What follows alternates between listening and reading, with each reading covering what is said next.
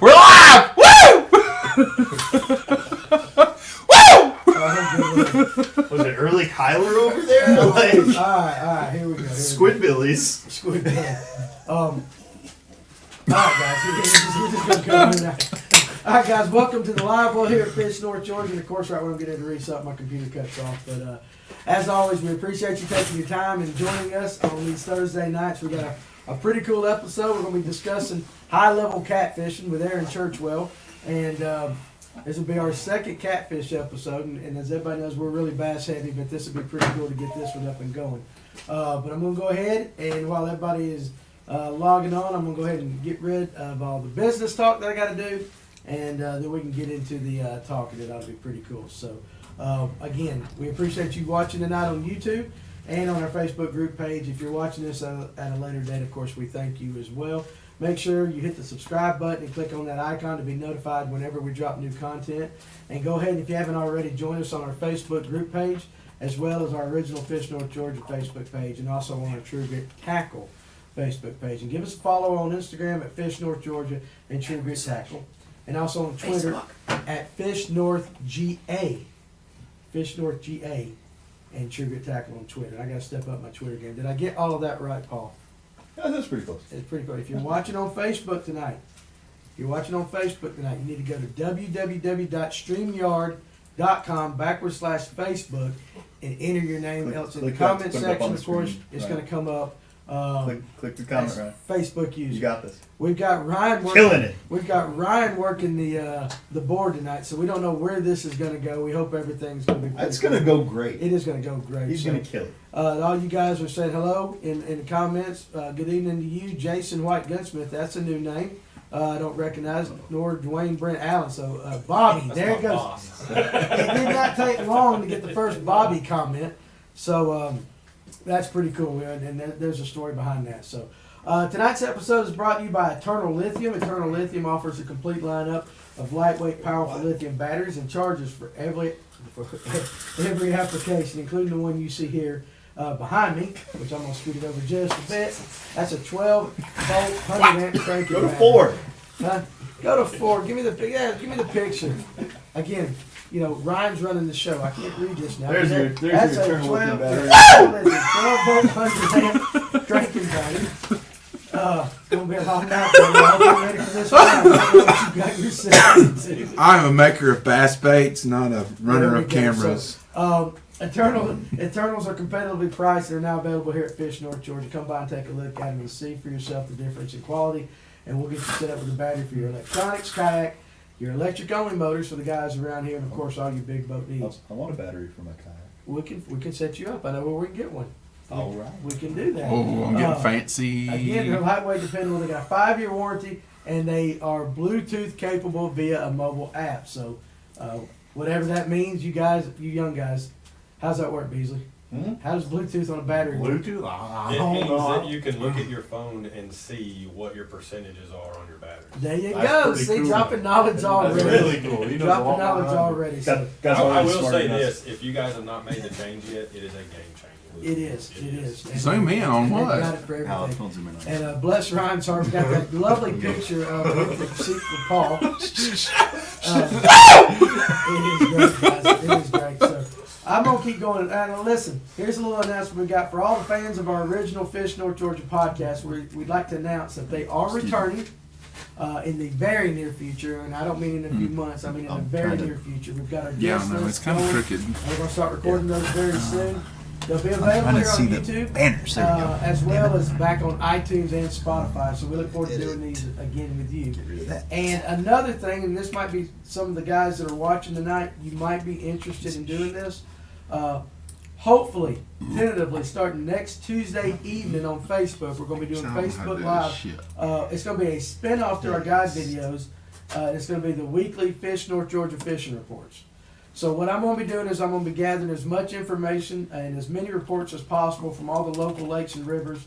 I'm assembling a team right now. I've got some guys already on it, and they're going to give me the up-to-date reports of what happened over the past weekend and kind of what they think is going to be happening in the remainder of that week We're going to try to include as many things as we don't normally do, like smaller reservoirs and the rivers. We'll all have the big lake stuff like that. So we're also going to be doing shout outs to tournament winners.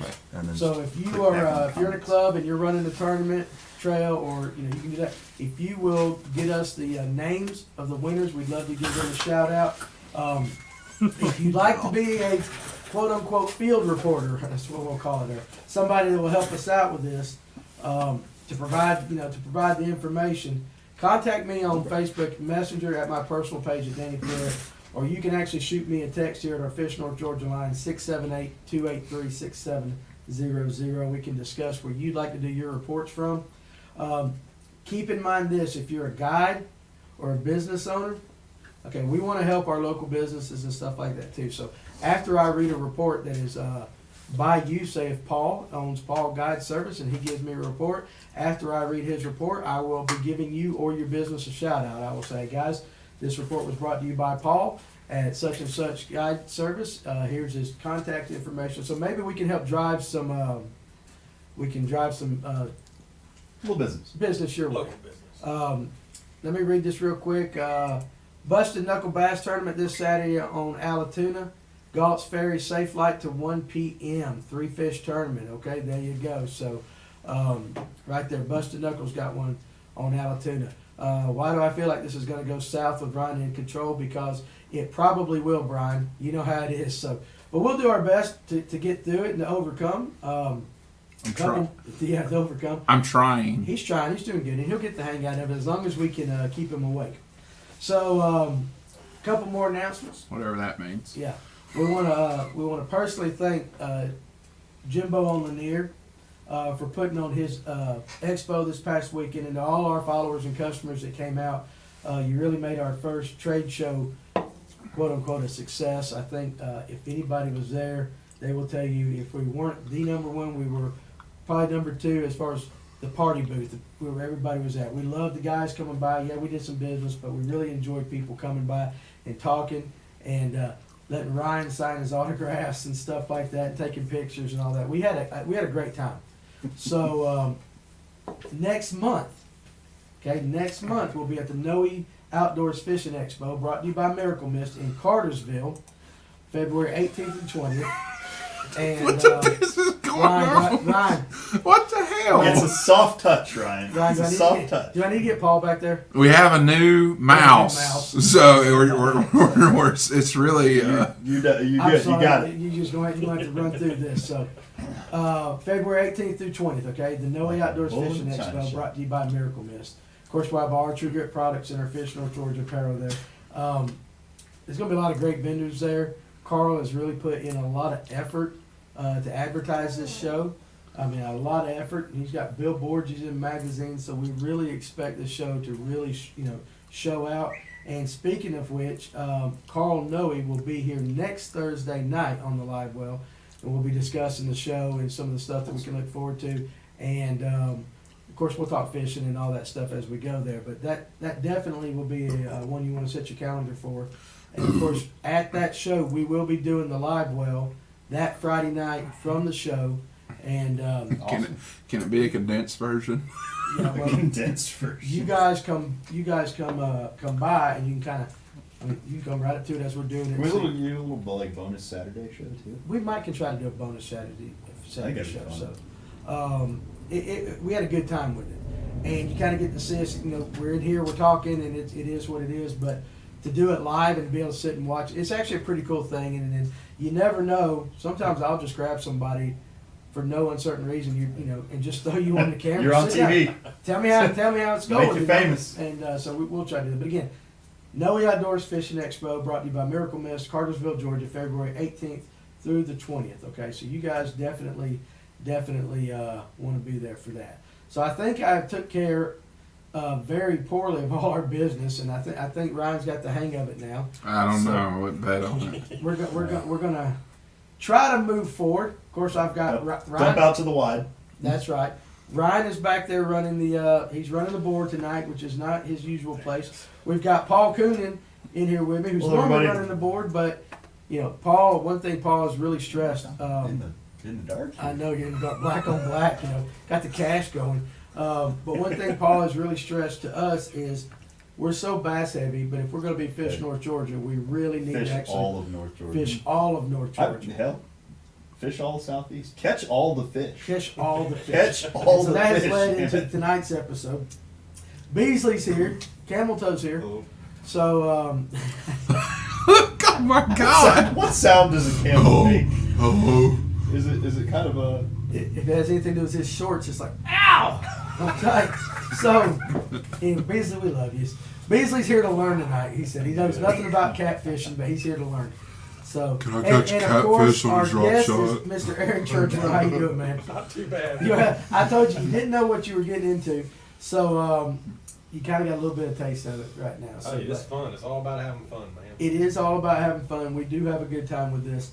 And about halfway through the show, we are going to have a question of the week, which Beasley, we forgot upstairs on the notebook. You might have to run and get it closer to you. Got it in your head? I got it in my And head. if the answer's wrong, it's on Churchwell there.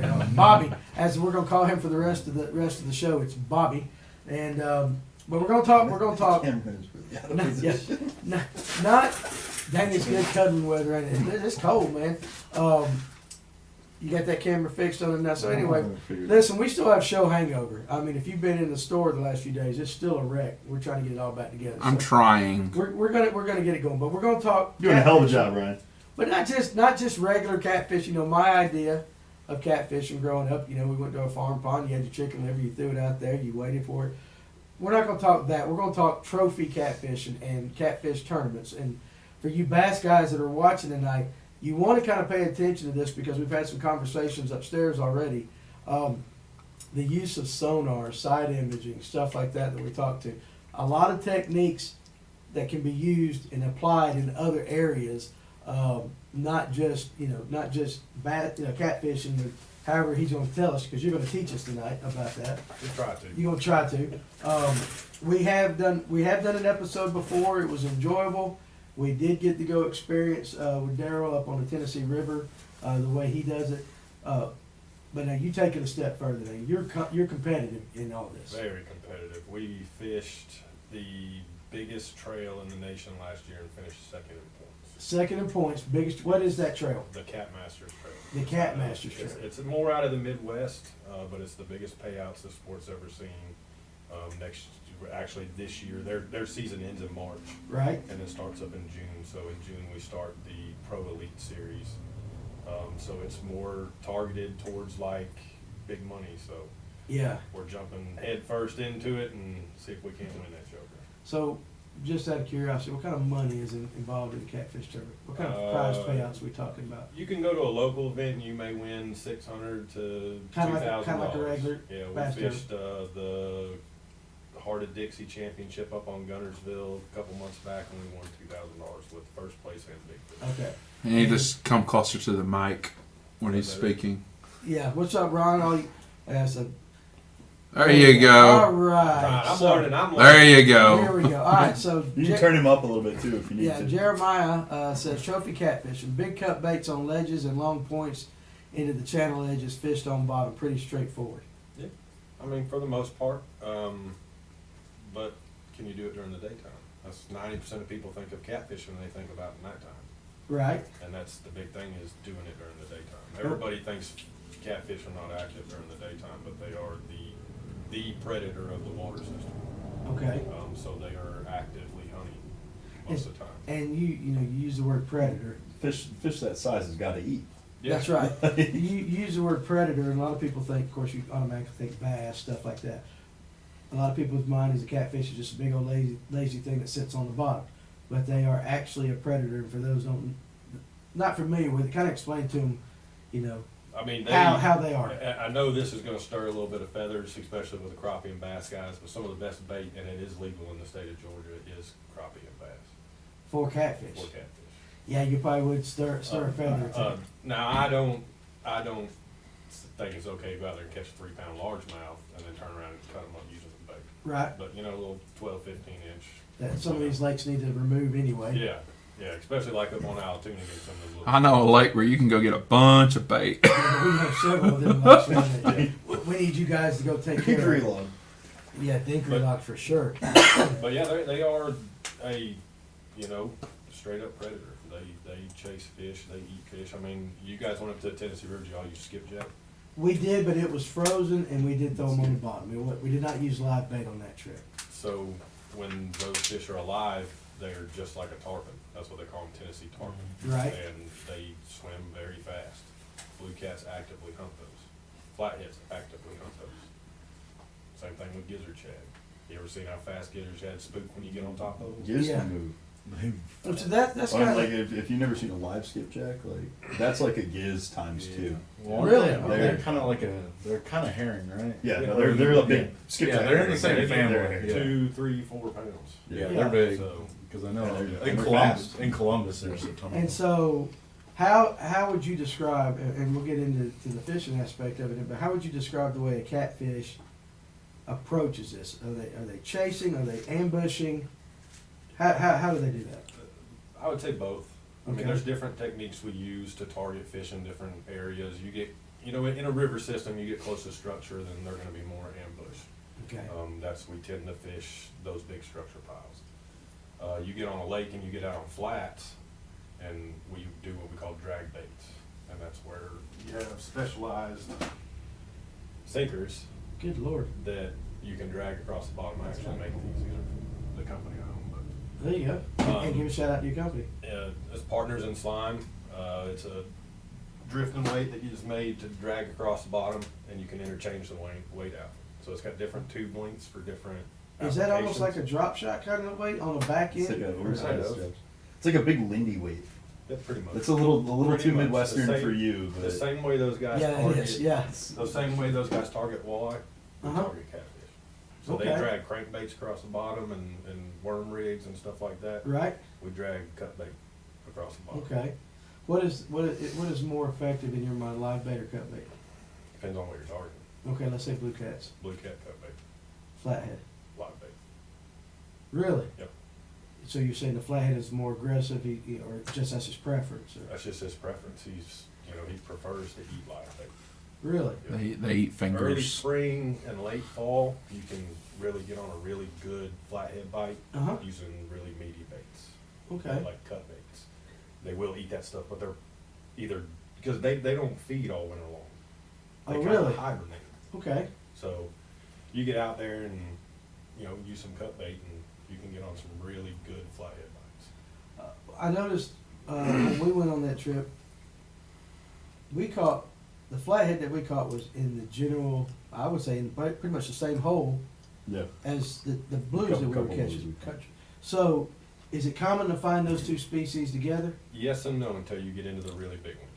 Okay, explain. So you can go, like, for instance, up on the Tennessee River and you can catch, 20 pound and under, we'll say 25 pound and under blues and flats right next to each other. Yes, that's Yeah, what we're They don't yeah. really, they're Yes. not really territorial towards each other. You get into a 50, 60 pound flathead, that's the Yeah. only fish laying in there, unless there's another one that size. It's just that territorial, they run everything off. Yep, and for the most time, like, for instance, Upper Gunnersville, in the river system up there around Stevenson, Mm-hmm. in the springtime, so if you go up there really early spring, like February, March time, you catch a lot of giant blues. When I say giant, I mean 70, 80 pound, 90, 100 pound fish. You don't catch flatheads. And that's because they're wintered up. They're holed up in deep water, and that's where they stay. They're inactive.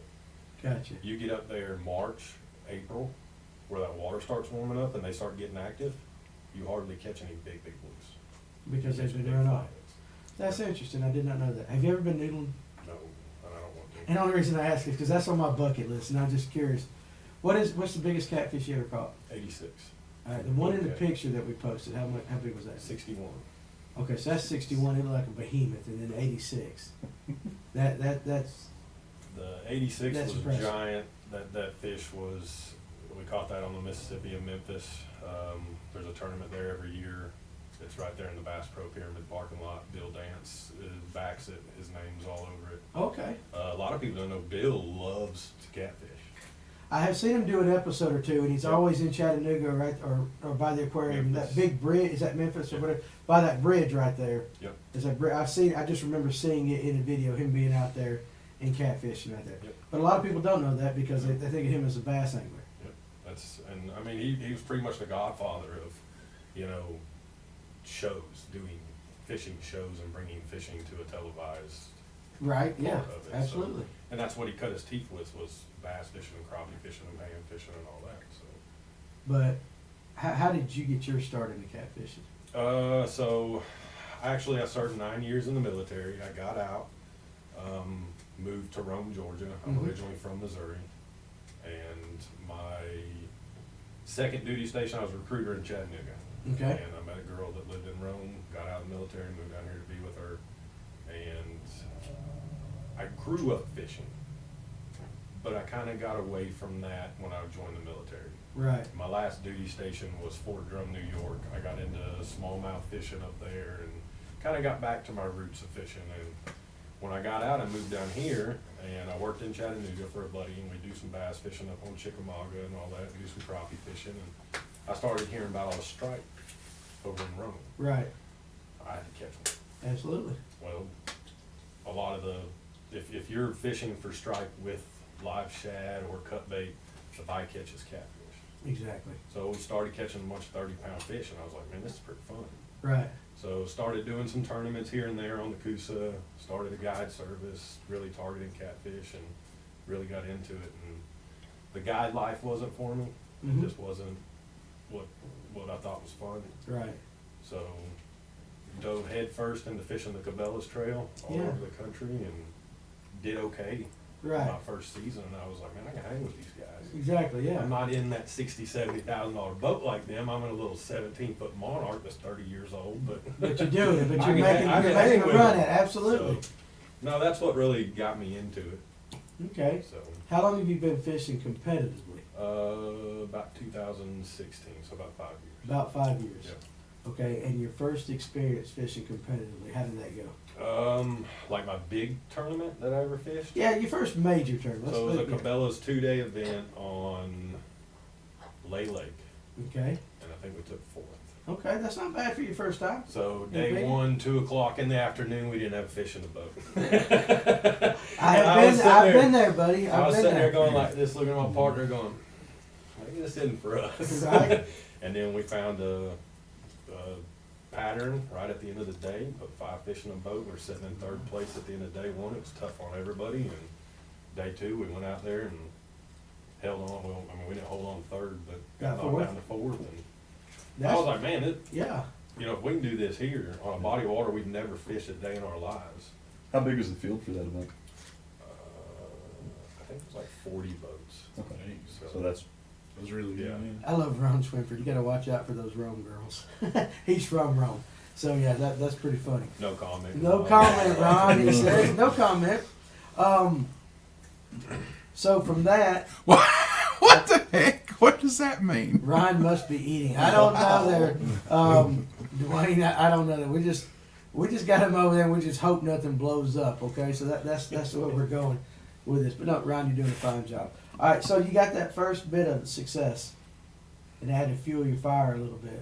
Yep. So where'd you take it from there? We've started fishing some more of the local Cabela's, because Cabela's travels all over the country, and they do tournaments pretty much, I think about as far west as Missouri, Okay. Kansas area. Yeah. So we fished some in South Carolina, some, Georgia, Tennessee, Alabama, and just kind of stayed kind of local and seen what we could do. And that was the same year that we won one of them up on Wheeler. Okay, so So you won a tournament. That was pretty cool for the Yeah. first year, a fourth and a first, and I mean that really started the fire underneath my behind. And Understand? I wouldn't mind too. I set a goal back then that I wanted to be a household name in the catfish industry, and never turned back. There you go. That's awesome. You got to have that path and that dream right there like that. I don't even know how you can hear me. You're smacking. I don't have a It's I don't right have a in right mic. there, I don't know. I don't have a mic back here. How would you kind of describe your approach to a tournament when you're going? How you got to have a game plan. Yep. Do you get to pre-fish? You can. It's not regulated like bass fishing. Bass fishing, they have like a 3-day window a week before the tournament. Mm-hmm. We can pre-fish up No idea. until the captain's meeting. Okay. which is usually the night before the tournament. The night So, before. Do you take advantage of that, or you pretty much Yeah. know what you're going to do? Yeah, we take advantage of it. You can go the same over and over and over, and it's going to fish different every time. Absolutely, yeah. So I noticed earlier you that's said, one of the big things about our fish species that a lot of people don't understand. You know, bass and crappie and stuff like that. When you find fish, they're not going to move far. right, Even if the conditions fully flop on you, your fish may move, you know, A couple little, hundred yeah. yards or something like that. Our fish move miles.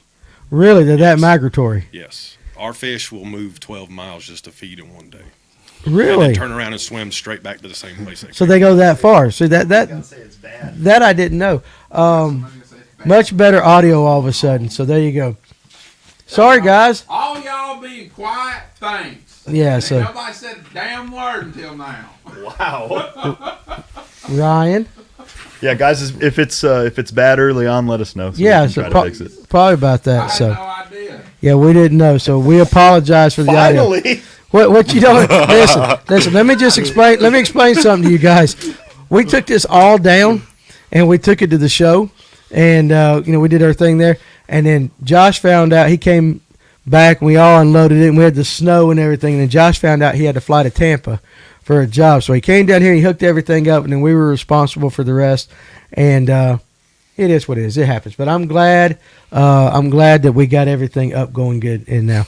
So I hope you didn't miss anything, but if you did, we'll do that. You're fine, Ryan. So anyway, now we're talking about.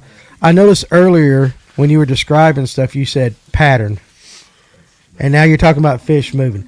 How do you pattern a catfish? It's very hard. Yeah, Very hard with as much as they move. So, for instance, every year there's a tournament on Wheeler. It used to be called Winter Blues on Wheeler. Mhm.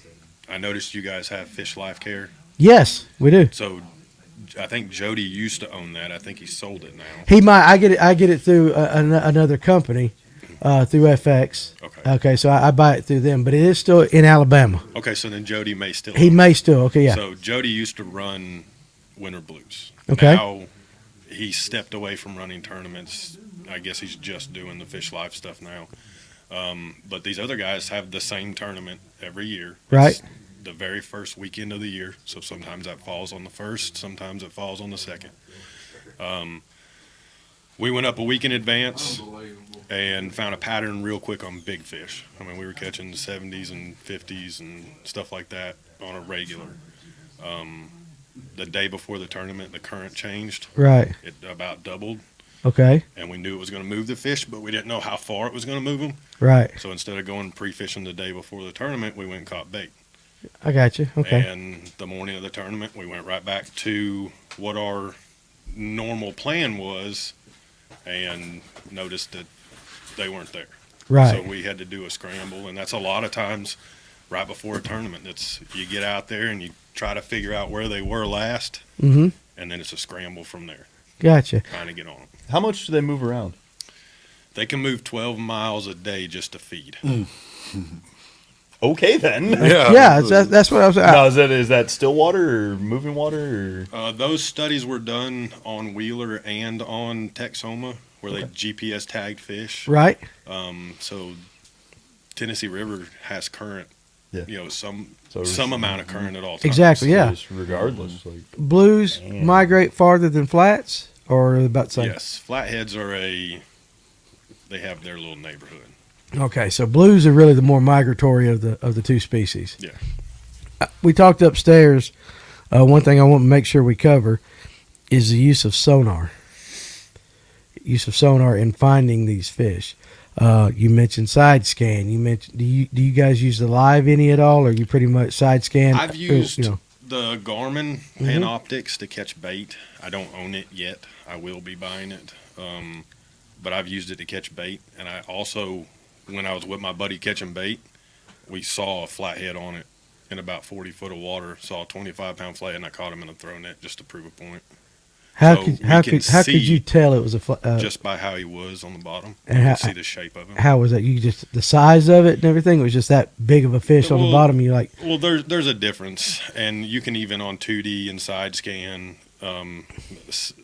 down scan. On side scan, it's hard to tell what kind of fish it is. Mhm. You can tell it's a catfish, but it's hard to tell blue or flat. Right. On down imaging, when you get your down imaging dialed in, you can see 100%. And you can tell the difference between a flat and a blue. Yeah. All right, just for my knowledge, I want to know how what's the difference? Just their body shape. Yeah. Okay. A flathead, his nose comes more, down at an angle like that. Right. It's more, shovel nose. Yeah. So, and a blue is more blunt. That's the biggest giveaway That's is cool. their head. More of a blob. There you go. That's That would cool. be That's something. What brand of sonar do you use? That was my Garmin. next question too. Garmin. Yes. You're Garmin all the way around. I just switched from Humminbird last year. So Humminbird is switching to scaled fish technology. Their 2D frequency gets higher and higher and higher, and that goes further and further away from us being able to see catfish on 2D. Really? Okay. That's interesting. Now, I that's didn't know something we that. hadn't heard about. Nothing like that. Garmin still uses traditional sonar that's a really low frequency, so we can still see our fish on sonar. That's the first time of all the guests we've had and everything. Does that Cool. give you just better differentiation on the bottom, or? Well, a lot of times on down imaging, it's really, and I'm pretty sure a lot of other guys have seen this too, it's really hard on down imaging to get a straight, clear picture. Yeah. So you Yeah. can see fish on down imaging, but you can't tell exactly what it is. Right. And that's when you can look at 2D and be like, okay, with the color pattern that I'm running, that's a catfish. That's a scaled fish or a non-scaled fish. That's amazing. That's something I have never even thought about. Yeah, the lower frequency. I guess the softer fish kind of. Yeah. That It makes sense. It makes I never would have sense. thought of that either. Yeah, no, that's wild. What do you- The catfish doesn't give the same return. Yeah, as- well, I mean, it's like when you get that silty bottom versus that rock Yeah. bottom. That's- I never thought of that. It's Wow. like if you were ever like run over gar. Like gar Yeah. look great on sonar. Yeah. because They're armor. I have Right. see. I learned something tonight. I have Yeah. never once thought Wow. about It's the return of a fish. I know it don't take much. Paul. It don't Well, take you much. guys, you guys don't tend to use your 2D like we do. I mean, Yeah, it's like I'm trying to identify some fish, not a particular. Right, Yeah, yeah. that one Bass fishing big have, ol'- have moved Yeah, that's away. cool. I mean, a lot of them still use it, but they use it for a different purpose. yeah. But they have moved away to that. But that's That's wild. it is. I pretty honestly, that is a pretty cool tip. Jeremiah wants to know: do you normally do more still fishing or drifting? It depends on the time of the year, Okay, and it depends on current. So usually in the wintertime, we don't have a lot of current. right. So, most of the time I'm drifting. Most of the time I'm covering water Okay, instead of having to put 2 anchors out. right. There's some, for instances, where shallow water fishing Mhm. works really good, and power poles would be nice for that. But when you're out there in 30 foot of water and you're putting 2 anchors, 2 20-pound anchors down and having to pick them back up, Yeah, It's old absolutely. pretty I quick. bet it does get old. It's you mentioned shallow water, and I'm gonna get back to what we were talking about earlier. But that picture, was it the one that you were telling us about, the one you caught in shallow water? Was that the big one or the one in the picture? 61. In the picture. So if you saw the picture on the Fishing North Georgia group page of the big blue he was holding, you need to hear this story about this fish, okay? Because this is very interesting, and we were all we've heard it, but I want him to say it again, tell everybody about it, because I was kind of like, no way. So what actually opened my eyes up to shallow water fishing is fishing Alatoona. There you go. spent Shout a out to you, lot- Alatoona guys. Little local I juice spent there. a lot of time, and there's a lot of guys that fish Alatoona and never catch anything other than channel cat. There are blues in there. I hold the blue cat record on Alatoona. Oh, we got a There you go. celebrity now. I had a record on the Coosa too. Right. Oh, dang. Okay. That's So, saying Hold on a something. second. Hold on a second. What's the record on Alatoona? 52. 52-pound blue? Jeez. All right, and what is it on the Coosa? 46.64. Heck yeah, buddy. All right, there you go. So, all right. Dang, okay. We'll get Well, to I that guess question. I guess you know. Well, you know yeah. now, So Ron asked, what's the biggest fish he's caught from the Coosa or Austin? I always mess that. So Ostanola? if you go over the state line on the Coosa, the fishing's totally different. Biggest fish I've ever caught off of Weiss is 61. For some reason, those fish don't come up in the river like that. but the one you caught, the They're eating 46, coffee on that the was fly. Yeah, all that That was timber. on yeah. the Georgia side. Yes. On the Georgia that was side? actually from the bank. I caught that fish bank fishing. that's awesome. That's All right. wild. But was it in Rome? I mean, we're just or were you close Just outside of Rome. just outside Down of by Rome. the power plant. By the power plant. So there you go. So there you go, Ron. So that question was 46.6. Right? Correct? Yep. That's it, right? All right. So I didn't mean to interrupt you. You were talking about Alatoona. So what opened my eyes to fishing Alatoona was we found, the guys I started fishing with up here, they would catch a fish every once in a while fishing way up in this arm. Okay. right? Because Altoona gets a thermocline, and when you're fishing above a thermocline, it's a pain. Yeah. You're Oh, yeah. covering waters, all you're doing, and hoping you get it in front of them. Right. Because those fish will just suspend above it and stay there. So in the wintertime, when they drop that lake level, I mean, it drops anywhere from 10 to 16 feet every Yeah, year. it's you just extreme. never know. So those fish can't get in that arm at all. So we were out there fishing one day, and we were staying out in 30 foot of water and all this, and I was like, man, I don't think these fish come that far back out of this thing. And we went right to like the mud line to where this little bitty creek that you could step over was coming out. And we anchored up, caught some channel cat, and I was like, man, let's move just a little bit. I have a buddy that runs guides on the Tennessee, and he said, if you're catching channel cat, don't move far, but just move a little bit. And a lot of people don't know flatheads and blues eat channels. That's actually I did not know that. There we go. That's actually what I caught the Alatoona record on, was a channel cat. You caught the record catfish On the using a catfish. catfish. Yep. Couldn't catch no bait that night. Cat I don't suction. see why not. This is great. No, this I is was great. net full and of caught those some little channels. bitty thread fins, and I said, well, I know where I can go catch some channel cat. And we went and caught one of them, cut them up, and it was a good night. Oh, I Caught bet. like 4 There or you 5 go. fish over 30 pounds. Wow. my So you moved. So They you say there's moved. nothing big in Altoona. So we moved. Right. Yeah. There's big fish in Alatoona. It might not be the bass, but That's there's where all big the fish bass in go. Alatoona. So we were sitting in about 3 foot, and we moved out to about 5 foot, and we started catching 30-pound blues left and right. It's the most epic day of fishing on Altoona I've ever seen. That's- And we ended up catching probably 3 in the 40s that day. Really? Yeah. So we kind of learned a pattern there. And one day we were out there, and I said, man, I'm going to stick some real light line on this hook, and I'm going to hook it back in this 30-pound fish's mouth, and I'm going to put about 20 feet of line with a bobber on the end of it, and I want to see where he goes. Okay. So we let him go. That joker went straight to the bank in probably 8 to 10 inches of water and swam all the way down the bank. And I was like, Again, very smart. how can we not see him? That would be my question. Like a he's fish literally that size- this yeah. far underneath the water. Yeah. How can we not see him? and they move a lot of water. Yeah. Like something that big. So Yeah. Texoma is known for a shallow fishery. Okay. When I say shallow, I mean Shallow. shallow. Gotcha. Like in the morning when you're pushing up to your area, you're driving 200 yards through 2 foot of water, and they look like dolphins in front of the boat. Blues, big blues. It's crazy. That's wild. It's insane. We would have a good time with That it, would don't be you think? fun. That'd be- You and I would have a good time Nah, with that's that. wild. That'd be cool. Well, dude, anytime, so you're, that- anytime you're seeing anything that you don't, Like that big, too. Yeah. normally see that's like wild like that. I'd be Yeah. throwing it. When you We've got had 'em you got jump. blues porpoising. We've had them jump Oh and my slam off the side of the boat.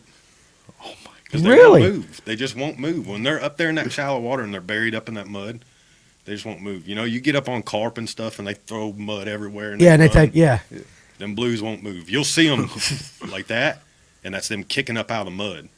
And they'll let the boat get 6 inches from them. And then all of a sudden, it's blues, big old blue cat coming out of the water right next to you.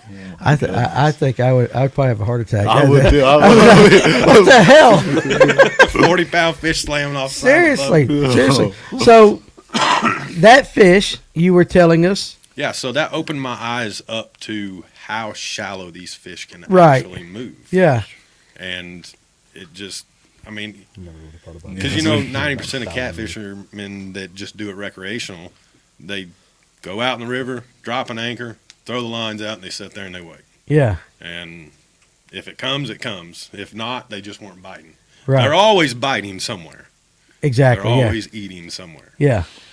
So that just opened my eyes up to how shallow these fish can go. And then that started a big experiment up on fishing the Tennessee River and fishing really shallow, stupid things that I thought, there's no way I'll ever catch a fish. And then you catch like a 75 and you're like, See, I like that. Hey, he's nonchalant. So you catch a 75, you know. Here and there, my You can, That proved the concept. out of Yeah, a drag- little I mean- water, drag you're me in the going, water. Like, Well, why a was that 70 to fish 75 even pound here? fish is probably, what, 20 inches deep just on his own. Probably about 14, but yeah. Really? that's amazing. Well, I guess when you see them out of water, the belly sags yeah, and whatnot. that's They're true. a little different shape in their element. Now, knowing now, That's and, great. and this kind of goes back into the story about the 61 pounder. using your sonar. Tell everybody about how. So we were fishing a this. 2-day Cat Masters last year. We started out that morning. We were fishing like 4 to 5 foot, way away from deep water. Mm-hmm. I mean, just miles away from deep water. Through all this, people were looking at us going, "Why are you guys running through that stuff wide open?" I mean, we'd been through it numerous times. It's just mud, you know. Right. So we caught 3 little fish that morning. Lost one that was about 40 that morning. So really kind of set the mood for kind of feeling like it's going to be a bad day. And we come back out of there, just working back out to the deeper water and just scanning banks. And we've seen the one fish at first. Using your side scan. Using side scan. Okay. He was up in some sticks, brush, whatever. Boat was in 18 inches of water.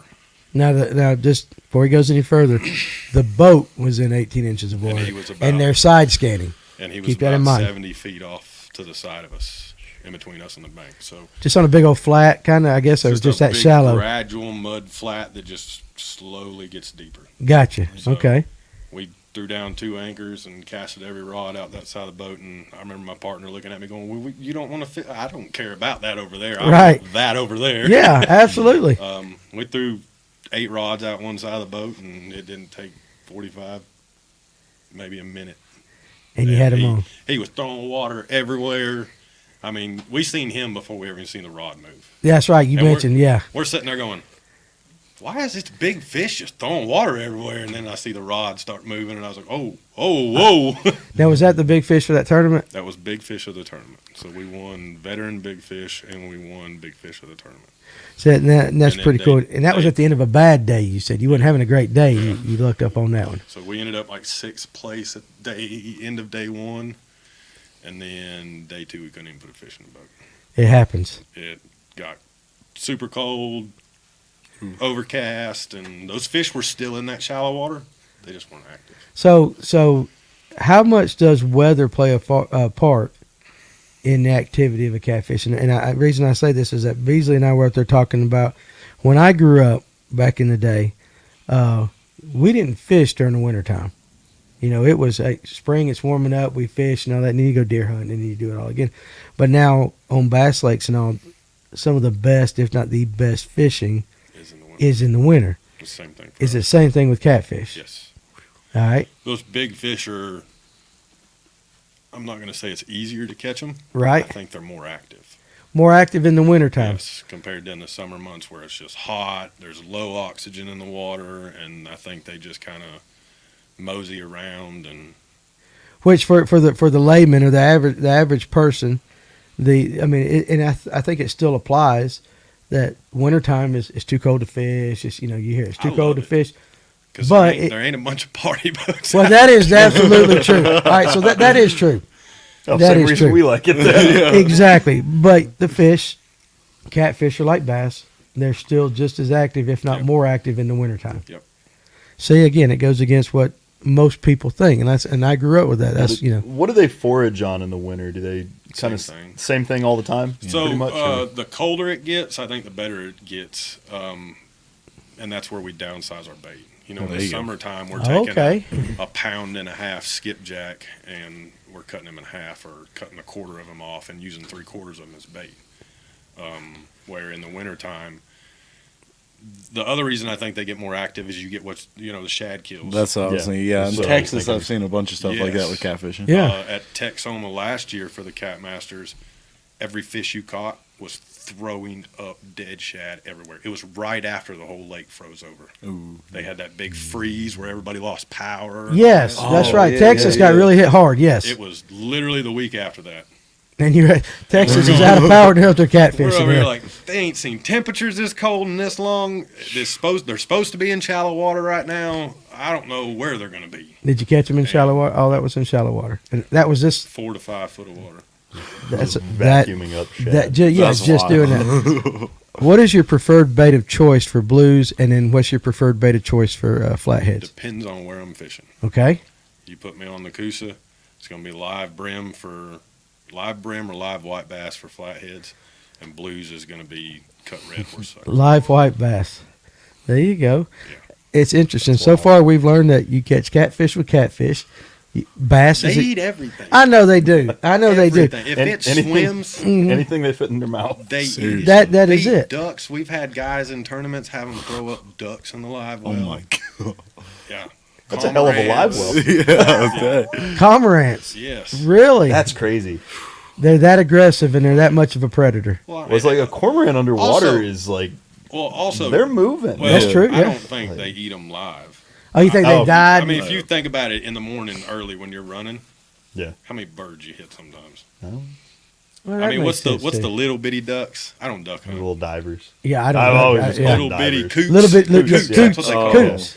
I've had mornings on blast off where you're hauling down through there, and all of a sudden it's too late. And Yeah, you you like 20 of them, and you're like, oh dear lord. No, you just chumming the water up. That's Yeah. all you're doing. So, That's no, I don't think they actively hunt ducks, but I don't know. I just have that if image if of the opportunity comes, I think of like a big flathead coming up under one of those And just absolutely. So whales, catfish eat pigeons over Yeah. in Germany. Yeah. So pop that up there, they eat Ryan. top water. I know that. So essentially, the shallow water bite is based off warmer days in the winter or sunlight. sunlight and mud flats, because that mud heats up so fast.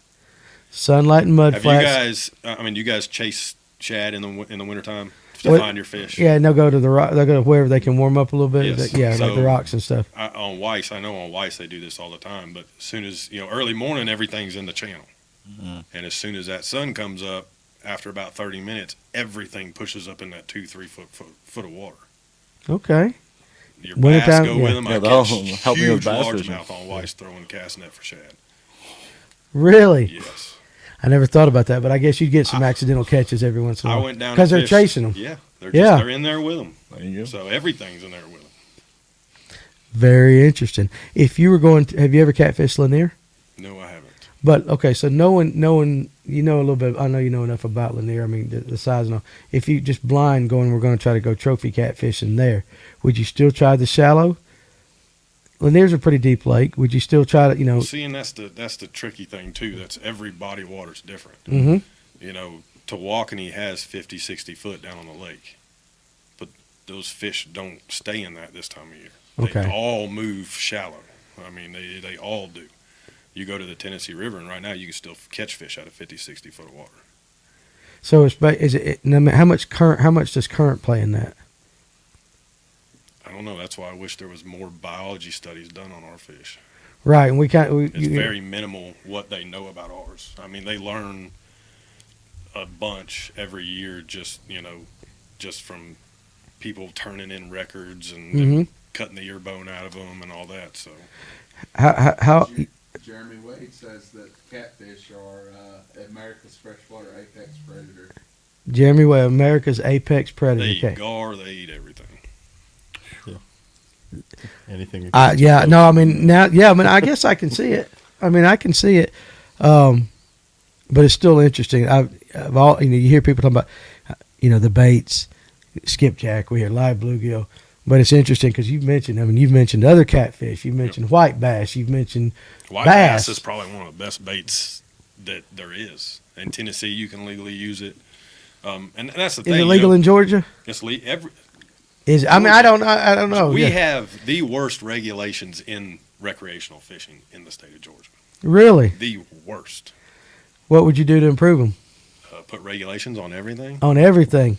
I mean, there is Actually, no have some regulations. Actually, have some regulations. Hold on. There is no regulations on crappie. There is no regulations on bass. Some lakes have regulations on bass. Mhm. There is no regulations on. Oh, we're talking about using for panfish. bait. Well, I'm talking about any. Yeah, it's I pretty. mean, It's aside very Aside lax. from your creel, yeah. That's What's about it. crazy is the one fish that's not native to any water system here in Georgia is the one they care about the most. And that is. Striper, Yeah, hands down, yeah, hands down. yeah. A lot of money in that. Yeah. There's a lot of money in that. But I mean, we have one of the only river systems that they reproduce at the same rate they do in the wild. And that is The Coosa. the Coosa. Yeah, and that's That's where every year they go in there and they shock up every 25-pound plus female they can, Mm-hmm. and that's what. That's That's where the their root stock comes from. cream crop for our wildlife department. Yeah. Actually, I've experienced the striper fishing in the Coosa right Yeah. there at Rome and all that. And it's amazing when they're It's up there. crazy. It is. If anybody gets the chance to ever do that, get you a guide. I went on a father-son trip, and all I did was hook. And that was my job for the day, was to hook. There you go, Nick. I did this. I set the hook. I handed it to my son, and then made sure he didn't drop the guide's Yeah. rod in the water. So he had a hell of a time. Oh yeah. But experiencing the bite and how it worked. And But seeing those fish spawning on the surface. Yes, And we caught catfish that day. We caught a couple big old flatheads. Yep.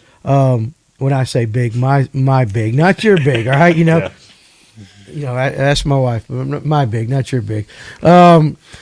Seth wants to jump on the same. I guess he's piggybacking off this when we was asking about sunlight. Now, what's the key to know when is the time? Every lake's different. I mean, every. So I lake tell you is what, let's do this, Seth. If you could kind of give us the body of water, your Seth's gonna ask about that one godforsaken lake up there in Nashville, and what lake is that? Old Hickory. Old Hickory. Okay. All right. So Whatever you know about fishing, go to Old Hickory and it don't work.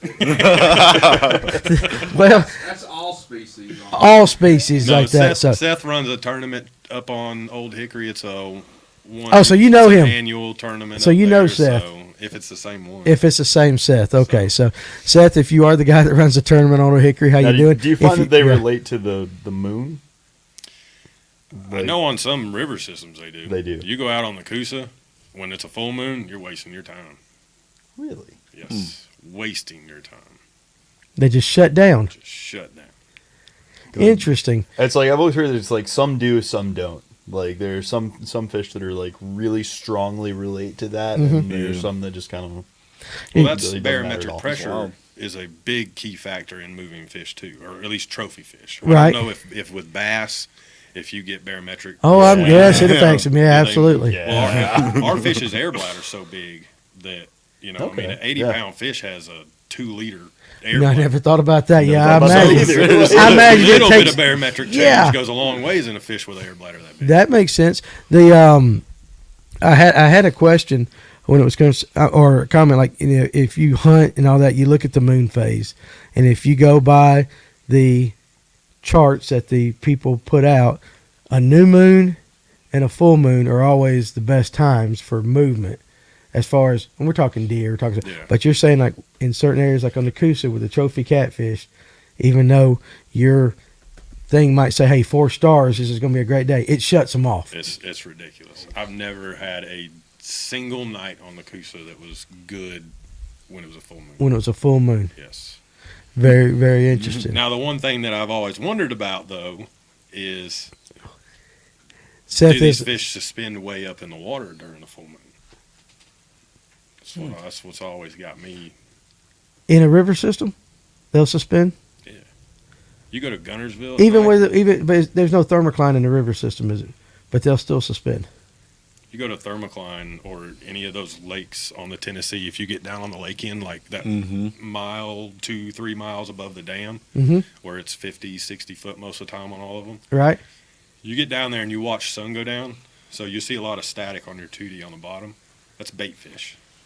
It's Okay. all bait fish. And they're on the bottom. And them cats are in there with them. So you can go from catching fish, and you can watch your 2D and watch them fish start moving up in the water column, and you don't catch no more. Does the bait stay down? No. Everything moves up. Everything moves, and those fish move with them. They may stop at 30 feet. They may stop at 15. And when you watch that and you see where they stop, go find you a flat that's that deep and start covering water. So don't target those fish over a suspended bottom, but go find the same Yep. on a flat. I saw that on Chickamauga. I saw a bunch of catfishing suspended.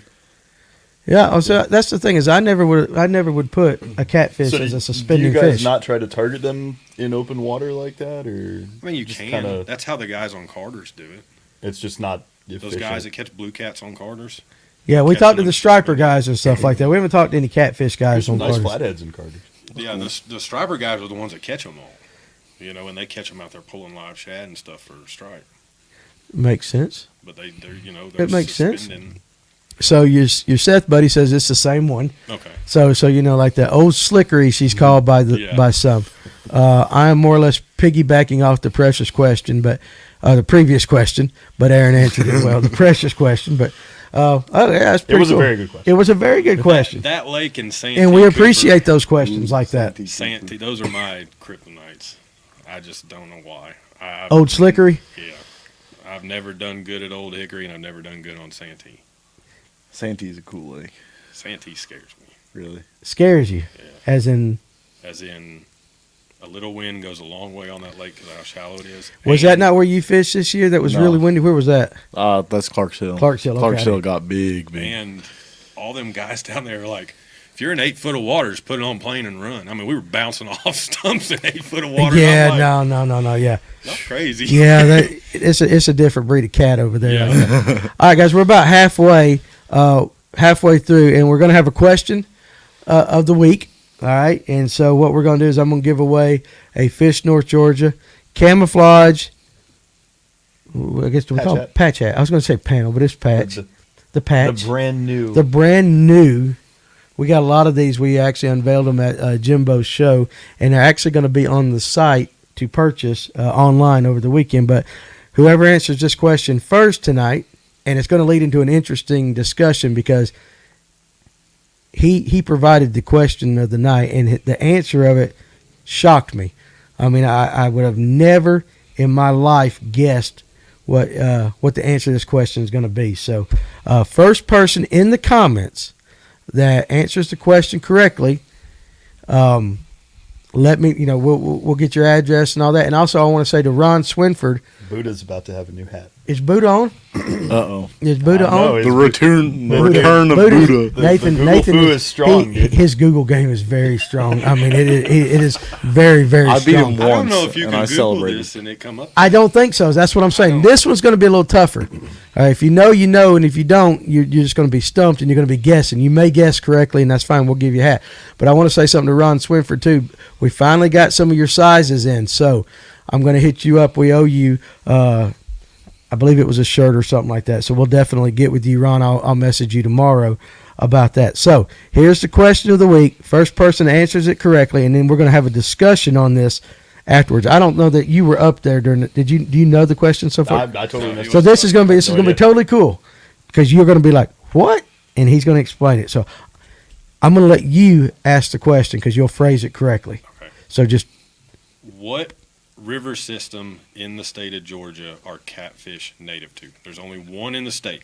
So what river system are catfish Nope. native to in What? the state of Georgia? only, yeah. What river system in the state of Georgia are catfish native to? Yes. Native. You can't They answer. are in every river system, But they're native only native to one. Which is we're gonna get into this discussion when whoever. Let them answer that. Where's your restroom at? Oh, just go right up there, right by my office. So he's got to do. Oh, there we go. There we go. Somebody got it. Cole. No, Ron. Okay, so 8:57. So it was Ron. Good Lord, Ron, you doubling up on me, man. The Coosa. The Coosa. And then of course there was another one down there, but unfortunately Ron got it in first. So according to our guide there, he mentioned that upstairs, and we're gonna have him kind of explain it. That and somebody put the Ultima. Okay, so Brian, when actually he said that. Ultima. Ultima Ha. The Ultima Ha. Ultima High. The Ultima Ha. But what was pretty interesting is he said that. I went into the bathroom, I'm doing my business, and the whole time I'm thinking, down South Georgia, they have these huge catfish tournaments on these lakes, on these rivers. Right. I would have said That's the what I Flint. said. I would have said that. But he said, no, the Coosa. And he's going to come back and he's going to explain that part when he gets done with his potty break. So LJ, you lost. Again, I'm gonna take this time. And LJ, I don't know if you'd made your decision again to remind everybody that Fish North Georgia and True Good Tackle will be at the Noe Outdoor Fishing Expo, brought to you by Miracle Mist, February 18th through the 20th. You guys come up there and see us. We're going to have all our True Grit products. We're going to have all our Fish North Georgia swag, and we will again by far have the most fun booth out there. And I'm hoping if LJ and them goes, that they get put right beside us, because if you get us and LJ in the same a same bad vicinity, thing. we're going to tear up Cartersville. You see We might need some bail money. You see what he said about my boat?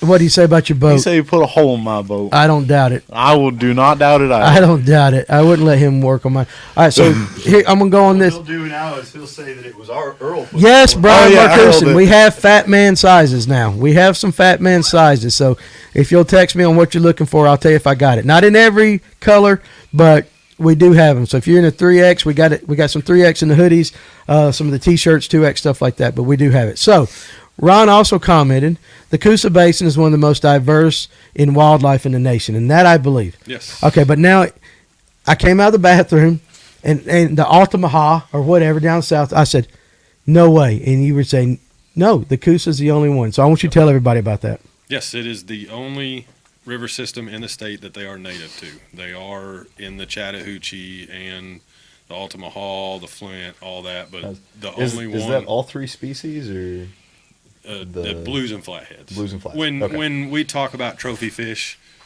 the you channel- got to get up above the Ohio to start talking about channel cats. Okay, all right. So are you? we call those tranny cats. No offense to anybody. Hey, look, they're good eating. That's all I know. They taste really good fried. Tastes like chicken. Tastes like chicken. So are you saying that those fish and all the other chains were stocked or added to at some point? Somebody put them in. Somebody put them in there. It wasn't DNR supposedly. So when the good Lord created it, all this, the Coosa is where he put the catfish. None of the other rivers had those type of catfish in Well, it. in this state. In yes. this state, yeah, in yeah, this yeah. state, yes. And so you were kind of mentioning something because I said, man, they have these big, huge, Hi, Tatum. I got you. Oh, you got me Yeah, good. like the Jasper tournament or the Jessup tournament down Yeah, there. when where these it- big tournaments, trophy, $100,000 if you break the state record for a flathead. Yeah. yeah, those things. Yeah. Those What's the fish state were, record for a flathead? That's another question for another week. I don't know. I have no idea. Broke, I think. We got to be getting in 90 pounds, ain't ain't it? Is it big? It's close. big. It's close. I think it's 80 something. I Yeah. could not break that record for 100K. Catfish, in your opinion? Virginia. Virginia Yes. has the biggest catfish. Really? Really? Virginia, Oh, they stocked blues in the. Gaston? That's one of the lakes. What is that river system? The Potomac. James. The James River. Yes, there's Oh, been three yeah. fish over 140 pounds. Oh my gosh. That's fine. You know, I wouldn't have guessed Virginia for anything. I wouldn't Well, know. what's No. I would have guessed Texas. I would have guessed Oklahoma. What's crazy Yeah, is that's a good one. we're starting to learn that these fish they can live in brackish water. Oh. Yes. Well, I guess So- gar and bass can Yeah. as well. Like, So guys in a Florida. lot of these places where their blues are showing up close to brackish water, they're catching huge fish. The Interesting. Choctawhatchee in Florida, just to the west of Panama City, there was a 121 pound caught. Is that because you God. think the diversity of the bait? Yeah, Is I different? honestly think that's what it is the diversity of it. Yeah, so for those who didn't hear it, Ron mentioned, if you Eating couldn't hear him clearly, alligators. he was asking if he thought the reason these Not wrong. fish were that big was the diversity of the bait, which is a very good comment. But I still would have never guessed Virginia. And I mean, it would have been down 20 states down before I'd even got to Virginia. I mean, I would Oklahoma, like Ryan said, Texas, The that stuff. Louisiana. The Yeah, Alabama, just the yeah, mecca Arkansas. of catfishing is the Tennessee River right now. Really? Yes. Oh, okay. Yes. That's where, I mean, you ask somebody across the country if you could take one trip this year, where would it be? And 90% of them will say Wheeler. Wheeler. Everyone wants to go to Wheeler. But it all changes. You know, it used to be Santee Cooper. And then all Yeah, that it's all- fishing pressure came upon it. Right, Now right. There's 100 guides on it, and it's the same thing. Every lake like this that we start seeing trophy size come out of, everybody flocks to, and fishing pressure is a not thing. not unlike bass fishing. Exactly. You used to be able to go. So being as close as we are to Gunnersville and Wheeler, you used to be able to go to Wheeler, and it wasn't nothing to catch 250-pound fish. The hard part about fishing a tournament up there was catching your unders. So we're not like, if we do a 5 or a 3 fish limit, it's not 3 or 5 of the biggest fish you catch. It's slot limit. Explain. Oh, So- yeah. You're going to have to explain on that one. So Alabama has, and I mean, I praise Alabama for this. They pretty much started the 34-inch rule. So that is when we say over, that's over 34 inches. Mm-hmm. When we say under, that's under 34 inches. Okay. So you can only keep one. over 34? So it's one per person. Okay. 2-man team. So a 2-man team, and all the rules are based off of a 2-man team, even though we can have 3-4 people in a boat sometimes, and a lot of times you have kids in the boat and they Right. don't count towards your total number, That's cool. But so in a 2-man team, you're allowed 2 overs and, in a 3-fish limit, 2 overs, 1 under. And in a 5-fish, it In would a be 5 2 fish, over, 3 2 unders. 3 unders. So catching the unders is the It problem. used to be catching the smaller fish was the problem. Okay. Well, a lot of us locals, the fishing went downhill over there, and it wasn't that people were keeping fish. It's just the fishing pressure. Those fish get smarter. They know what a boat is. They know when that sonar is sitting there chirping underneath the water, and they can hear that. So we started fishing Guntersville. We started fishing the river section in Guntersville. Uh-huh. You could spend 3 days up there and never see another catfish boat. And we would go up there and just have crazy days. Right. You're catching 60, 70 fish in a day from 20 to 50 pounds, just one after another. I bet you go home tired after that day. Yeah. So, But happy. And now, Yeah, right. a couple YouTube videos got put out up there, and then we started having a couple tournaments up there, and now everybody and their brother fishes up there. Mm-hmm. Now the fishing's not the same. I think it's the same with bass fishing You too. used Yeah, to be yeah. able to go up there and catch, 2, 3, 4 flatheads over 50 pounds every time you went. Now you can spend 3 days up there and you may catch 1. It's not that they're gone; they're still there. They're educated. They know. Yeah, your buddy Seth put that comment up there. A lot of folks I've spoken with seem to think that the pressure doesn't apply to catfish. I don't think that's the case. In the past 6 to 8 years, the size of larger trophy fish are going down every year. It's So not that- that they're going anywhere. But they're educated, Yeah. and I mean, That's- conservation in our sport. I mean, that's the biggest thing. You even see a lot of the guides that they used to keep every fish they caught and let the guys bring them home and eat them. mhm. Nowadays you hardly see guys keeping fish over 15 pounds. So it's catch and release. And, Catch and release. Yeah. These big fish, we catch them, release them, and you got people that still do it. Which it's good for an ecosystem for some of them big fish to be pulled out. yeah. I've caught 40-pound fish that you could tell at one point were 100. They're just going downhill. They're slowly dying. So, I mean, my girlfriend Robin, she caught one up on Wheeler one time, and she wouldn't even touch it. Just nasty it looking. Stank. It was nasty, and you could look at it and tell that at one point that fish was 90, 80, 90, 100 pounds. He was big. He was 50-something inches long and skin and bones. Really. But I said, "Come on, babe, get a picture with it." And she was like, I ain't touching that thing. I don't blame her. That's interesting. That, yeah. I mean, I can see that with the pressure. Yeah. But I will say again, like a lot of things you said, and I never once thought about catfish being conditioned to sonar, the pings and the stuff like that we talk about. Striper guys talk about that a lot. That if you Right. can get away with turning off your Skipjack unit, it are can the help. same way. You run sonar, especially in the wintertime, we catch them below tail races Right. for most of the year.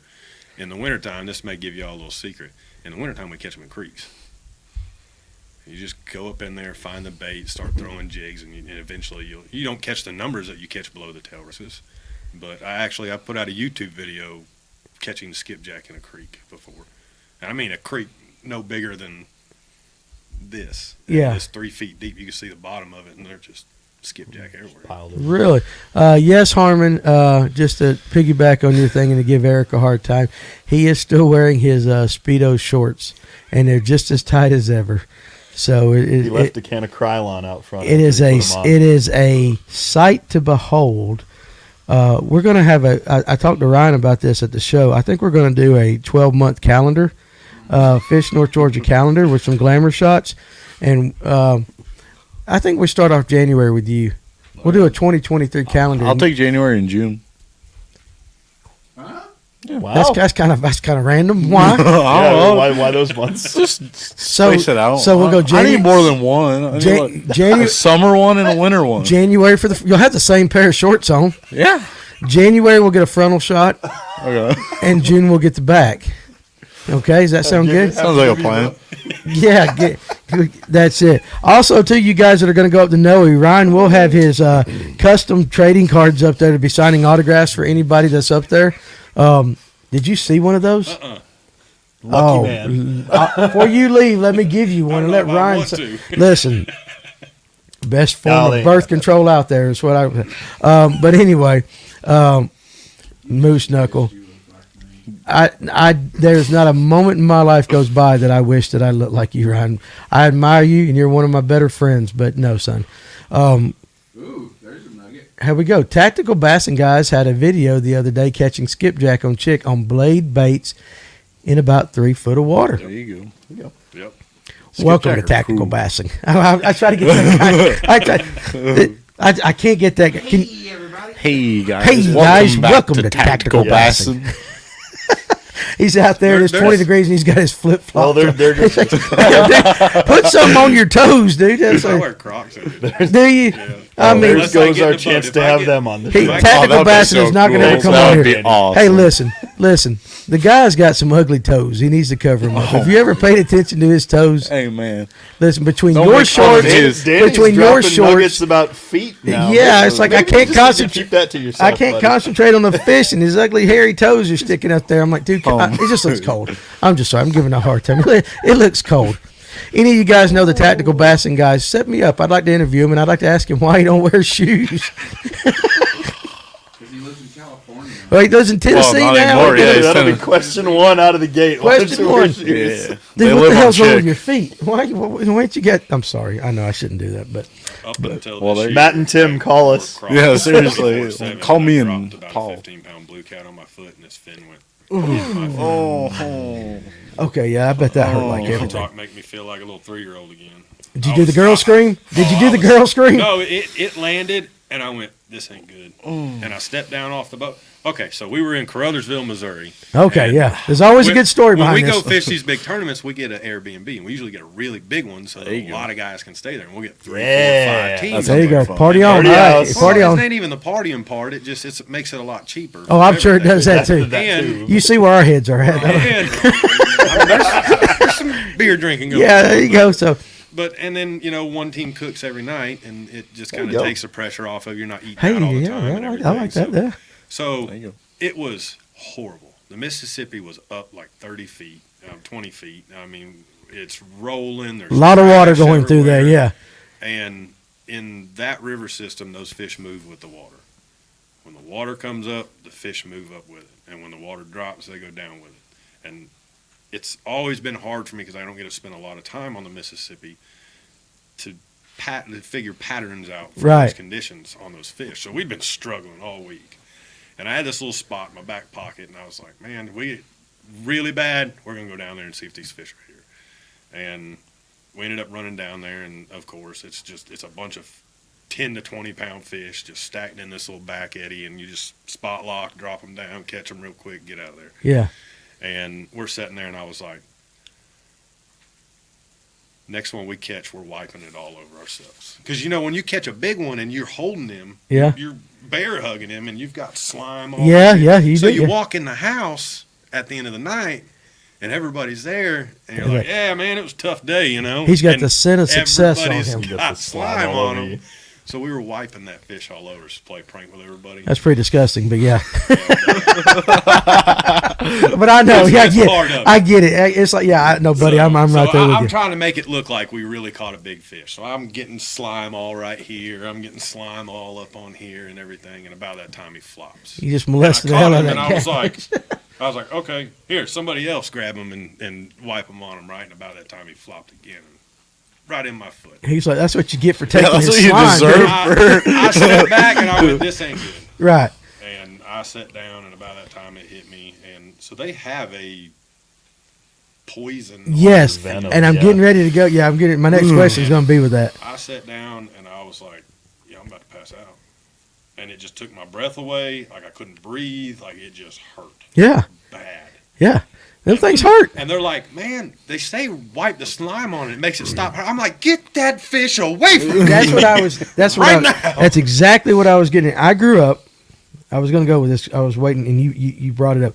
When I grew up, My grandfather taught me this, and it does work, but I don't know if it's a placebo effect, if it's just in your mind. That if you get finned by a catfish, you take the tail and you wipe it across it, and it will not get sore, and it won't hurt. The pain goes away like that. And I don't know how many times in my life I've wiped a catfish tail across after getting finned. I don't know if there's any truth to that. It might just be in your mind. It might. I don't know. But you didn't bother to wipe it that night. And what's crazy too is the spot we were in. It's quick. It's fast action. Yeah. And you could sit there all day and catch 50 fish, but they're all going to be 10 to 20 pounds. So once you get your Hell, that'd be 3 good fish, for us, though. We'd have a good time call with it it. Yeah, done. that'd You be- get out of there and go Yeah. hunt some bigger fish. And so rods are going down everywhere, and they're reeling them up. And I'm still sitting over here in the boat just Trying to stay crunched awake. over like, oh gosh, this hurts. I'm dying. I'm dying right now. That's And they're great. catching them and just unhooking them and throwing them in the floor of the boat. And I'm like, get them away from me, please. He's been having an anxiety attack. and everything. All you're thinking about is one rolling Yeah. over on your other foot. Yeah. Had a catfish stick me, and it set up staph infection. Was no giant baby channel cat. Oh, my foot. The little swelled ones up. are the worst. My foot swelled up and I was hurting. Yeah. Oh, it was bad. You should have wiped the slime on it. You had should've. enough on the rest of you. You I should. should've. I've heard that my entire life.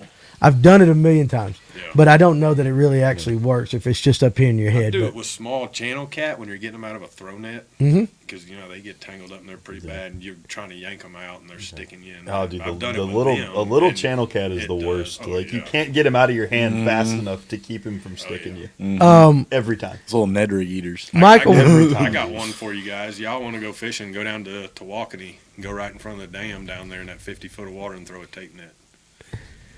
throw a bunch of- tape Yeah, net. there's a bunch of shad down there on the bottom. It ain't. Don't do it.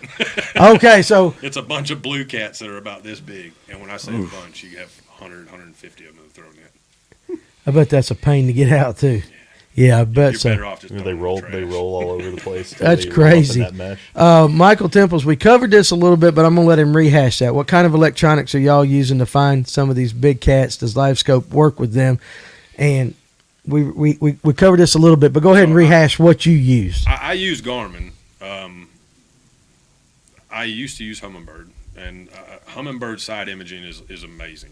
I mean, don't get me wrong; it trumps all of them. But their 2D is lacking. Yeah, LJ's watching. He's a humming. Now I will tell you this: I just switched over to the GT56 on. I have 293 SV UHDs, and That's what I just got. I'm telling you, it's right there with Humminbird. It may not be better, but it's right there with What is interesting, Michael, in your little late coming on is like this, is that he made the comment that the Garmin traditional sonar is better at picking up non-scaled Yes. fish like catfish, whereas the Humminbird uses a higher frequency and gives a better sonar bounce on those fish like On that. scaled fish, And so he uses the Garmin sonar 2D. Yep.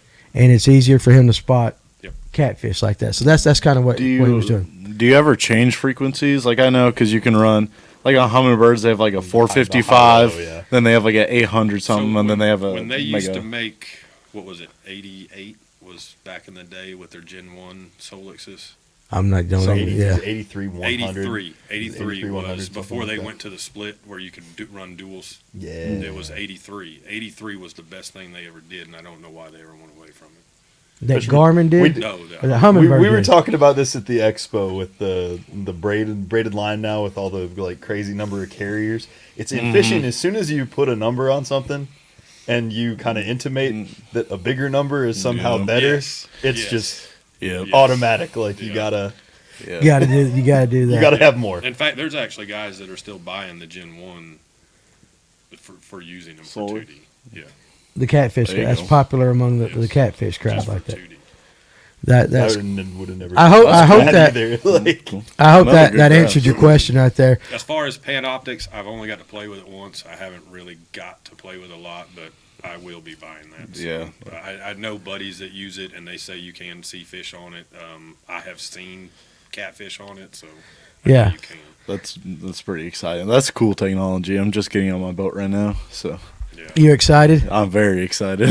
Yeah, he's yeah. Like Kidney on TV. can- Kid- yeah, I he am. is. I'm going to be out there on I Saturday. really want to use it because I do a lot of suspend fishing up on Gunnersville in the summertime. Right. It gets really hot out. You get in that 50, 60 foot of water up there above the dam and suspend. And it's funny on 2D, you watch fish come up and they look at your bait and they go back down. It's like striper. I They hate never that. touch it. That's You never slaughter get a bass. bite. You never nothing. And it'd be cool just to really see what those fish are doing. Are they actually coming up and touching the bait? What are they doing? Just getting real close to it and then leaving? What are they actually doing? Exactly. Or are they just So sitting that there would- and you're moving past Yeah, them? that would lead me to the next question. Kind of like, what are your bread and butter? Like, you brought a rod down to kind of show us. What are your bread and butter kind of rigs for your? Just a Carolina rig. I actually have this one rigged up. Y'all may know what that is.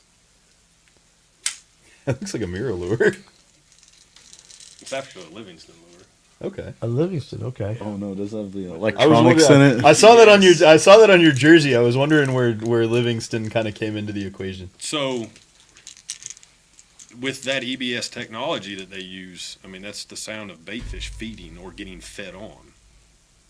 So, Okay, so you're a believer in that. Oh, yes. Okay. I mean, well, there are times that it works and there's times that don't. Okay. So Okay. there's Well, I mean, time- there are guys that are believers in like hydrowave and stuff like that. Yeah. too, Yeah. so- Yeah.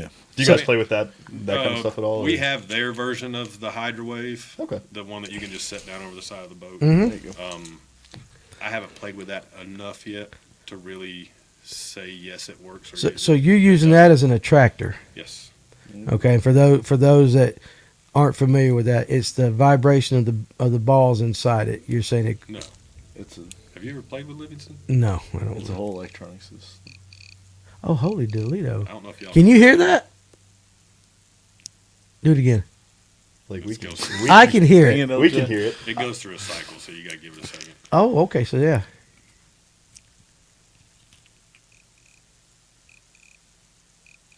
That's supposedly the sound shad make. Kind of that. So that's every low- time- that's low frequency. See, I- Whoa, I there you learned go. this. It sounds like when you're hopping a lipless. I almost. learned Yeah, this. it does, doesn't it? So when Can I every see, time, can I see that? yeah, every time a fish moves its gills, every time a fish moves Hold, his hold gills, that up. Hit me there, it Ryan, makes so a people can. noise. Okay, so this is the Livingston. Yep. So every time a fish move, you touch all three eyes into that. together. Touch all three eyes together Yep, with one finger. with one. Oh, you gotta like create a Yeah, circuit. so water is what creates the circuit in the water. That's actually pretty loud. I'll be dang. Oh, it's the way sound travels underwater too. Sounds Yeah, like especially- crickets. That's Yeah. exactly. And with how It does, yeah. It So- sounds like crickets. That's but they exactly- have different ones. So I think that one's actually a croaker. Is the noise that There you makes. go. It's So croaking, they have all right. Shad, they have perch. They have different ones. So water hits this, and the whole time that it's down, it's doing that It goes noise. through that Yeah. 7-second cycle. 7-second cycle. Yep. So it'll chirp, chirp, chirp, chirp, and then the light lights up on the back of it, Okay. and then it stays dead for like 3 seconds, and then it does it again. Okay. So this is you. So basically, you got your really heavy mono. I It's guess 40. 40-pound mono. Yep. You got it tied to a swivel kind of. That's a bobby swivel. Bobby swivel, a Bobby swivel. swivel. This is where you attach your weight. I don't know Yep. if you can see that. Yeah, so he attaches your weight there. Then what That's pound? 80. 80-pound mono Yes. to the croaker to the living. You Or don't what? have to have that. You can do it without it. The reason, like I brought that one, is that's like an all-around rig. There Okay. you go. You can either use a peg float or use, a Livingston. There's other brands out there too that make them just for catfishing. Yeah. It's just the spooks, the Zara spooks and stuff like that. Yeah. Um, So this gives off a little noise. Yep. Sounds like, and then you've got whatever it is hooked to this right behind it. Yep. So you're using scent and sound yes. to attract the catfish. Now you can't go crazy with it. You can't put 8 rods out. They got them things. Lord knows I would try. Lord knows I would try. That's what I that's what think we were right just then talking and about. there If they one know. is good, more is better. Absolutely. What size hook is this thing? That's a 12-aught. This is a 12-aught. Yes. My goodness. You like that? Is that a snell? Monster snell Yeah, on there. Snell knot? Yeah. And I notice it's kind of offset as it comes up. I don't know if you can see that, but it's not a straight bend. It has a curve to it. So the hook doesn't actually line up with the shaft. It's off, I would say, maybe 1/8 of an inch or something like that. But it's very noticeable. Circle. Is that a Very- what brand yeah. is that? That's a Dale's tackle. There you go. And Dale's Tackle Yes, is one of my sponsors. one of your sponsors. So, hey, shout out to Dale's go. Tackle. We're going to make sure before you leave you get a chance to shout out all of them. But that's That's now, a cool rig. it's a cool That's rig. really interesting. And what's interesting about it is, I told you that we had Daryl Morris on the show, Yeah. and his rig was it was different. Yeah. We didn't even talk about stuff like this. Same, So same vein though, like because he used like a foam float Peg and float. then like a rattle. yes, as yes, well, so yeah. So he had to so it's a little bit same theory in what you're trying to do. And does this help keep it off the bottom a little bit? Yes, so that's a versatile rig. You can fish structure with that. You can drag with it. You can suspend with it. You can do That's pretty anything neat. with it. So That's like with cool. tournament fishing, with, So you just swap out your so kinda like your I'll go weight, from a and regular that's- lead weight to like a dragon weight, and I can switch it all out. So Okay. What type of rod you got right there? this is actually a meat hunter. A This meat is called hunter? the Boss Hog. This is a rod that me and a couple other guys built with meat hunter for about the last year. So Okay, and it just hit the market about 2 months ago. okay. So it's an all-in-one rod. So Where could somebody get that rod if they wanted to get it? meathunter.com. Meathunter.com. You can get it in different colors. You can do all black blank, all white blank, different colors around the. It's got some really So they Well, they good build them thread to work order on it. then. That's cool. Built to That's- order. That's cool. That's super cool. What would you? How would you? made Just, in the USA too. there you go. Hey. We like He that. orders just the blanks from overseas, and everything else comes from the states. And he Touch does my it. glow in the dark worms. So Do what? he said, "Glow in the dark worms." Good lord, you never know what's going. That's an interesting setup. What kind of reel do you got on That's that? a Akuma cold water. Yeah. Akuma seems to is be that a very 300? popular. Isn't that what Yes. Daryl used? That's the Yeah. line counter. So A lot of striper guys use that same. Yep. We use the A lot of 200. line We use the capacity. 200s a lot. yeah, that's the 354. I think. Big is what boy. it's called. That thing is a stout looking rod all the way up to the That's tip. a I heavy. mean, yeah, He that's what I said. has There's medium nothing. heavies. But with that rod, so I haven't even told you guys about bumping yet. Let's- The let's- funnest way to Okay, go. okay. So no, you have no my fun with attention it. at bumping. You have my You said attention. the funnest way. So if you we're picture in the in. Mississippi, have you ever been on the Mississippi? I drove over it one time. Or the Missouri. drove over drove one over it. time. Pretty Okay, much fishing. So that constantly has 6, 10, 12 mile per hour current at all times. Yeah, I can imagine that That's for wild. sure. That's a lot. You can't put A lot of water goes through that. You can't put an anchor down in that. All right. You'll sink Okay. a boat. I don't care what kind of boat you Suck got. you right under. Yeah, you put an anchor down and you get a tree that gets on top of your rope, you done, right? Okay. So don't anchor in the Missouri, So- the Mississippi. You can. I mean, you can get real close to the banks or fish on wing dike, stuff like that. But, For guys like me, but- don't anchor. so the guys that throw jigs, you fish like back in the day, pig and jig. We still Throw it out there, Yeah. work it back to you. Yeah. We do the same thing for catfish. artificial baits, or you No, it's still cut still bait. doing cut bait. Yep. So we get out in that fast current in the Mississippi, and we take the trolling motor and we slow the boat down. So if the current's moving 6 miles an hour, we try to slow the boat down to 3 miles an hour. Okay. So your boat's pointing upriver into the current, trolling motor turned on, you're still slipping downriver. Right? Just kind of So easing it up. yep, we use a weight, and every situation is different. You could be in 6 mile per hour current here, go around the corner, and it's going to be 4.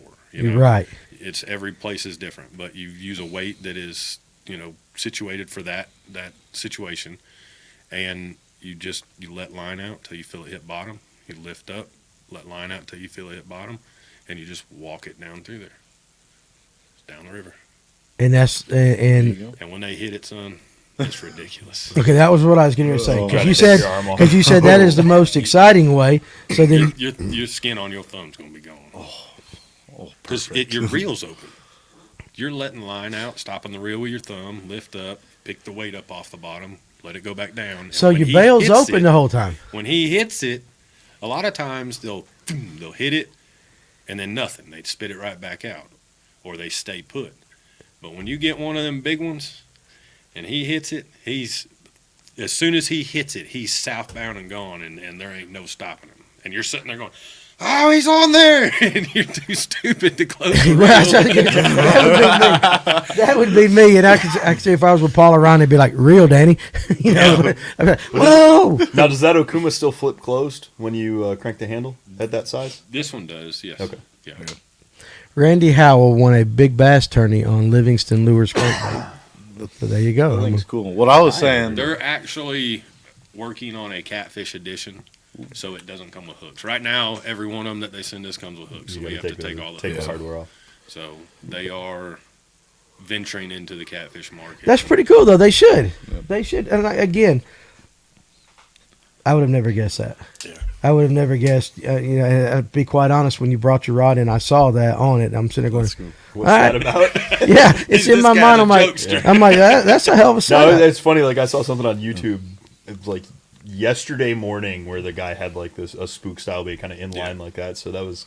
Yeah, I was wondering where the I Livingston actually- patch came from on the jersey. I was like, oh, I what do they actually have to do with tried- catfishing? You know, square bill crankbaits. I've tried all kinds of things just to give it action while you're anchored up and stuff like that. how much experimentation? Quite a bit. That's what I was gonna say. Because again, to the common guy, catfishing. All right, throw it out there, let it sit on the bottom. Blah blah blah. They run I with it. think that's the biggest misconception. It is, and that's what I want you to clear up. is So that it's like it was when you were a kid with your grandpa going Yep. out there and throwing some jugs in the water, or going out there and Little just throwing chicken some liver. chicken liver out, Yeah. and catching some fish. I grew up doing that. I grew up catching fish to eat. You know, that's what we did when we were kids. We go catfishing to catch fish to eat. I thought 30 pounds was a giant fish back then. do you ever get Let me ask you this: do you ever get disappointed when you reel up a 30-pounder and you're just like, it's 30 pounder? No, but I get disappointed when you get one that really smokes a rod, and you're like, oh yeah, this is a good one. And then you reel him in, and he's about 15 pounds. A lot of bass Where guys. is the rest of that joker? Bass guys do that. I mean, there's a lot of you see them set the hook on it. Like, oh yeah, it's great. And there's some That's a big 'un. there's some That's a pros. big 'un. There's one pro that I'm not really going to name your name because I might never get you on too with like the technical guys. But my gosh, I love Scott. Who is it? Who is it? I follow. Ike and Nelly, he's the gosh awfulest worst. I love. It's a Scott 5-pounder. I love follow him. I've watched all of his YouTube, and he is the same way. Yeah, It's a big one. it's a big one. Ike and Nelly's screaming. He's breakdancing already. He gets it up. It's a 2-pounder. It's a 2-pounder. And you're like, oh, it's a monster. You know, I'm like, dude, He starts really? barking at the Like, camera. You put more effort into your screaming than you did actually reeling that fish in. But Well, whatever. That's when fun, I though. started doing YouTube, you know, I started it probably 6 months ago. Yeah. And I And where can people find you on YouTube? Partners in Slime. Partners in Slime on Yeah, YouTube. that's a good one. Make sure Yeah, you go to yeah. Partners in Slime, give them a subscribe, and It's follow been them a up. couple months since I put a video out, but it was hard breaking myself in shooting the videos because, you know, to me a good fish is 50, 60 pounds. But like to you guys, a 25, 30 pound fish is a big That's a fish. hell of A a 10 So, you pound know- fish is And I'm not going to take that as an insult because it is. You're absolutely right. I'd be like, that's a monster. We go out there and catch a 30-pound fish, and you know, to me, I'm like, oh yeah, hey, you want a picture? No, I'm good. You know, but in the There you video, go, you, you gotta- have to make it feel like, you know, hey, this is an awesome fish. Yes, you do. You know, this is what it's all about. This Yes. is why people travel down here to fish here or do Yeah. this. You know, That- so it really had to bring me back to my roots. Sure, no. So, Yeah. Well, it was- but I totally understand where you come from. Now, let me ask you this. I'm going to put you on the spot. So, right across the street from my house is a 340-acre watershed reservoir. It's got some great channel cats in it. It don't have no blues or flats or nothing like that. Somebody watching this and wants to go out and try to catch catfish the way you would catch catfish, much smaller, much smaller scope and size and all that. Would they be better off trying to use some of these techniques, going shallow, stuff like that, or would they be better off just throwing cut bait on the bottom and waiting? The biggest. And I'm asking this for Are you personal talking reasons. about fish from the bank or fish from a boat? We're in a boat, In a boat, I would learn how to drift. You can cover a lot more water. and just take your, just throw it off and just let the wind take you. So when we drift, So you're not we do stationary. we do controlled drift. So we Right. use a trolling motor to control drift. Mhm. So we'll What put trolling some motor you got? Minco de Trova, a 112. There you go. Okay. So we'll put a couple drift socks out just to keep the boat oriented in case there's any type of wind or wind picks up or anything like that. Mm-hmm. And like there's a reason why we use reels this big. I mean that holds almost 1,000 feet of line. Yeah. So when we drift, you want that joker away from the boat. Remember what we were talking about? Them big fish know when the boat's there. Yeah. So we'll run planer boards out the Okay. sides All right. Interested. and get it way out away from the boat, and we'll run it boards out. way Your back boards out, behind the Beasley. boat. Like I'm talking 400 feet behind the boat. Okay. Yeah, you So- mile out And there. so maybe on a smaller scale, but Yeah, you still on a could do smaller something scale, like that. yeah. Cast it out as far as you can go. Let it go to the bottom. which roughly about 100 foot, you know. Yeah. Let it go to the bottom. You have about 100 foot of line out. Put it in a rod holder. And then just let the wind just push let it the or wind trolling motor go. and that you think it increases. Move it about half a mile an hour. Okay, that might be something interesting we need to try like that because Some cut conventional thinking, of course. Anchor Something your boat up, fresh. throw it out there, and watch your line. Something fresh, cut bait. How often do you change your bait? Because what do you Probably about consider? every time we move. Okay, So, so like if we're anchor fishing, every time we move from one spot to another, I'm taking bait off, throwing it in the splash well, getting fresh bait cut. We move, get the fresh bait on, cast it out. now when you say fresh, I know a lot of guys will freeze those things. Yeah, I've seen a lot of them freeze it. So fresh frozen. so Or but fresh if out you the had the cooler. choice, straight out of the water, fresh or frozen, does it make a difference? To me, if I'm fishing a tournament, I want as fresh as I can get. Okay, To me, and I'm not saying a 80-pound fish ain't gonna eat a frozen piece. yeah, That one that you first commented on, the one that we didn't even win big fish with that, or no, we Yeah, didn't yeah. win. We didn't even win first place with that fish. That fish was 79 pounds, and we didn't win the tournament. Like we had that fish, a 30, and an under to go with it. It was a 3-fish tournament. We didn't. We were 20 pounds off of winning. seriously, with a 70-pound fish. 79 pound. Yeah. Good Lord, that's kind of we were But talking. that fish ate frozen. Now, when you catch one that big and you got your 30, and you in your mind you're like, At 8 o'clock in the morning, when you put a fish that big in the boat, and you don't weigh a fish that big, so I'm gonna break it down for y'all. What yeah, happens dude, on yeah, tournament day. yeah, let's do that. So you hook up with a fish that big, and you know right away, because a 40, 50-pound fish, he's going to take a little bit of drag, 10, 15 feet. A fish that big is going to take 30, 40, 50 feet of drag Okay, off so the you initial takedown. okay, right. So you know right away he's got some size. Then you fight him, and you get him in the boat. And from the time he's in the boat, before he's going in the live well, you're over here going, man, that fish is 90. He might be 95. Right, yeah, you're I don't excited. know, man. That thing might be 100. You might have a new PB today. Yeah, let's get him in the live well just in case another rod goes down. So now that's 8 o'clock in the morning, right? Right, yeah. So now you're sitting here, you're opening the live well about every 30 minutes. Oh yeah, yeah. Man, I don't know. Well, this live well's this long. He's about this much shorter. Let's just pull out length times girth divided by 800 and see what that is. now it's Man, mad. hey, if I shoot him short, it's 98. If I shoot it what I think he is, it's 116. So he's somewhere in between there. So that's how your morning goes. And then you catch your under, and then you struggle the rest of the day and finally catch your 30-pound fish, and you're going, man, we got this thing won. Yeah. This thing is in the bag. In the bag. And then you get there, and the first boat that weighs in 126 pounds, and you're going, See, man, this might not go the way we want to. exactly. It was And funny. then the last two boats weighed in 140 pounds each. Good. There was a tournament on Lanier a couple weeks ago, and it took 23 to win it. Second place was like 20, but I can't that's imagine crazy. anybody on Lanier at any given tournament rolling up to the scales with 20 pounds who doesn't think, I'm in Take good it. shape. Shut up, Yeah, man. I'm gonna get a check, Well, but I probably won this thing, yeah. And then all of a Yeah, we sudden, didn't take a 23 check. pounds. You're like, my goodness, It's not- You didn't get a check We that got day. a check for big fish, and that was it. It's not just that; it's like 17 pounds just to get a check in the top 10. Like that's wild. These yeah. boys are. That's putting put hurting Kevin on up there. them. That's a good question. What size live well? about the What's big the one. setup? So most of your Well, what size production boats. What size boat do you fish out of? I fish out of an 18-foot Tundra.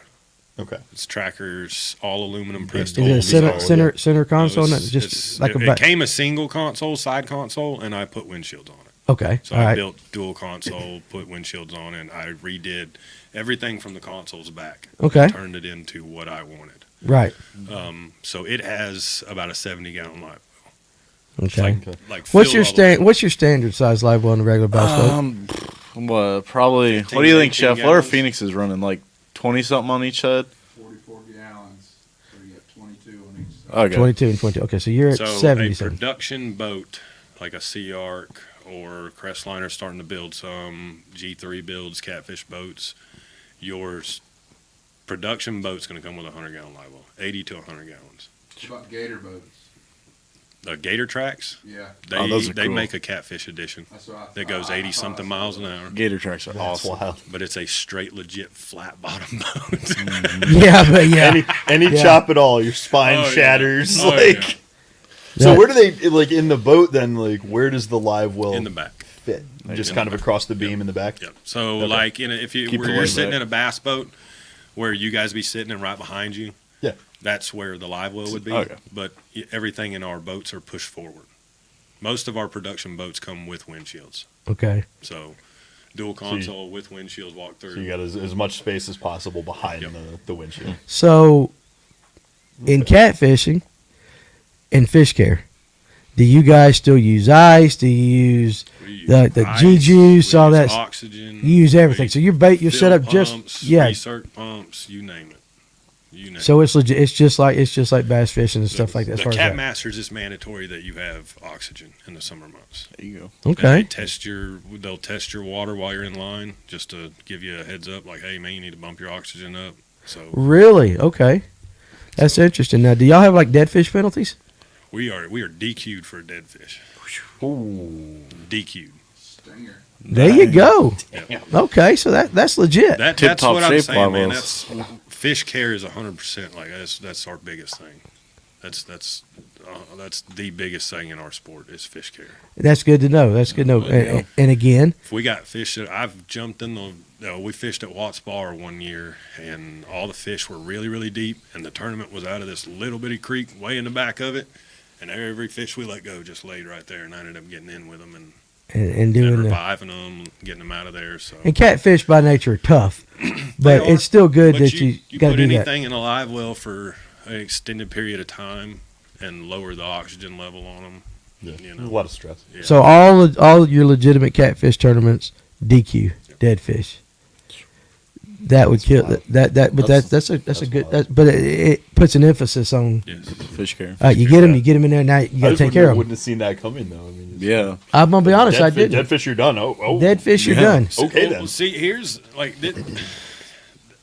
we now have what BASS was back in the day for y'all, back in the '60s. You know, where they went from just a tournament thing to then they turned into let's push for regs, let's do this, let's make this a America's Fish. Yeah, We now have the ACA, which is American Catfish Association, which is on your shirt and right there. they're Yep. doing the same thing. Okay. This is their infancy. Their first year was last year. Right.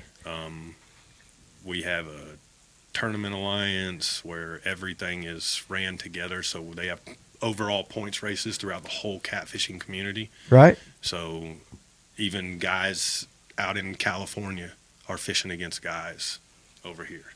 So, Okay. Cool. they give away a boat every year, a 20-foot Sea Arc.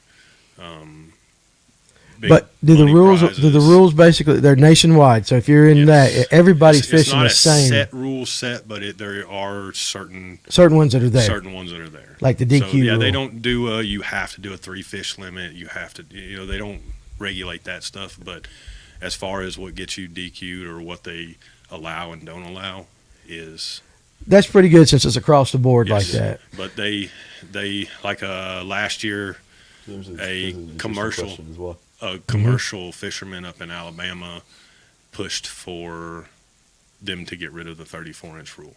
And I don't know if you guys know how those laws work. Somebody writes it up, pays some money, and they try to push it through. And under the table, nobody knows.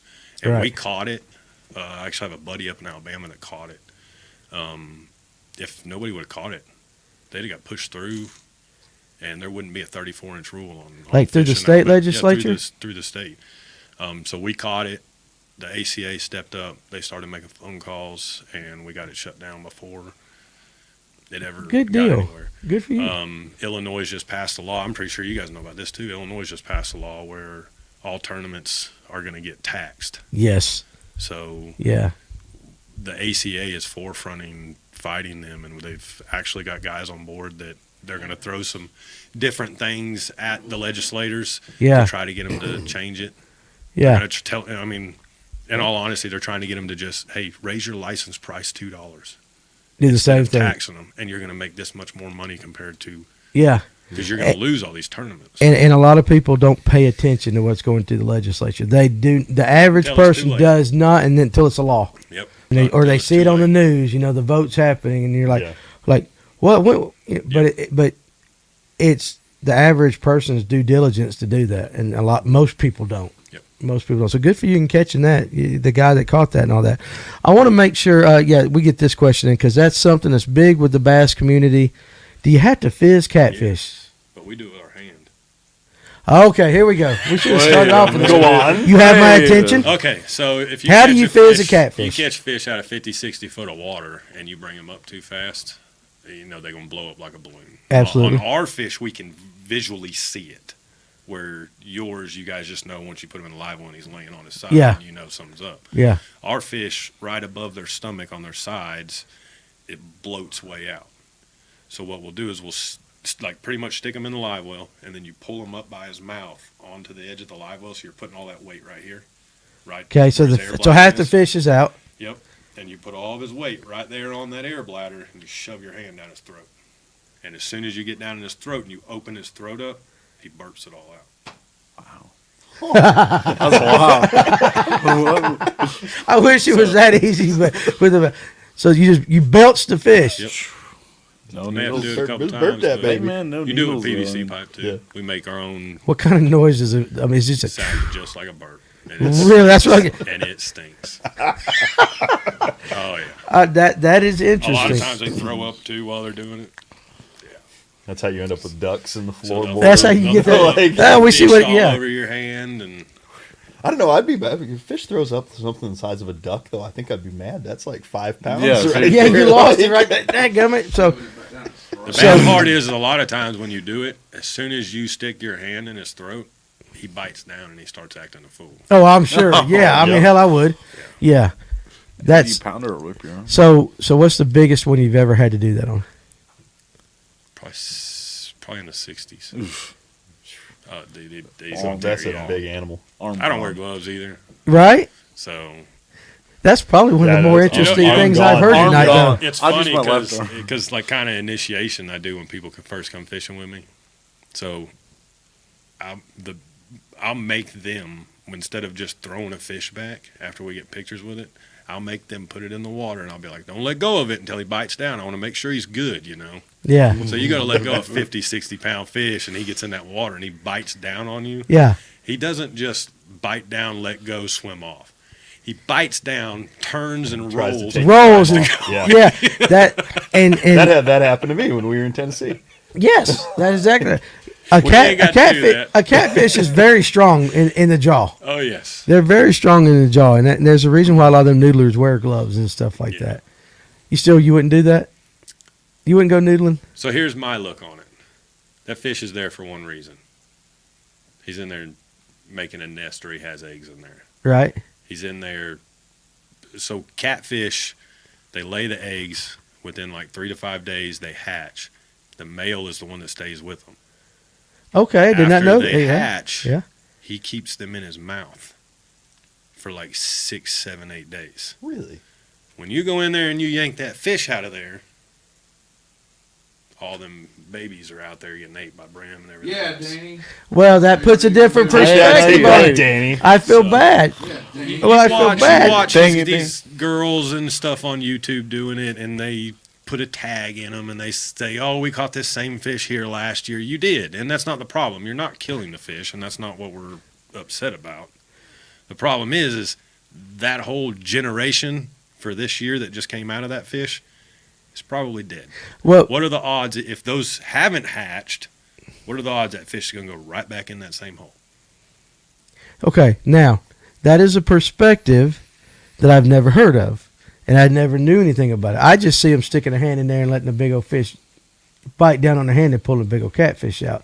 Never in any of the videos I've ever watched or any of the stuff I've ever heard talk about has anybody ever once said, that's the male, the fryer in his hands, or in his mouth. Yep. In his mouth. Well, 'cause he ain't Shut got up, no Ryan. I know, Ryan, it's getting late. It's been a long day. That's interesting. So that kind of changes my thought a little bit on it. I just looked at it as that's a pretty cool thing to do. But I never knew that. I would go with somebody just to explain with them. I'm not going to bash them. Yeah, but I'm but a- that's you if know, you're going to educate them like you just educated me. I have brought guys fishing that 2 or 3 times with me that I know that would go out and keep every fish they caught, Mm-hmm. and I'd go fishing with them 2 or 3 times, and let them do their thing, and then be like, "Hey, man, Have you ever thought? You ever thought about letting these big fish go? Yeah. You know, you're not eating them. You're bringing them home and feeding other people with them. Right. How do you know they're eating them? Right. You don't. Right. You know, hey, if they call you and say, hey, man, bring me a couple fish, that's a different story. But you're just driving around to people and giving them to them. Why don't you let them go? That's Yeah. the one. So a catfish lays 2,000 eggs per pound. And it takes about 7 years for that fish to become sexually mature. Okay. So for the first 7 years of his life, he can't do anything. She can't do anything. Right. It takes I wouldn't have thought about about that. I hadn't thought that either. either. Yeah. No, takes absolutely. about 7 years for them to get over 10 pounds. That's like a whole spotted bass life. And that's just that is rough estimate for different lakes. Yeah. I mean, you go to How long do they live? Like we 30 talked- years. The oldest fish I think that's ever been taken, the ear bone taken out of, was like 28.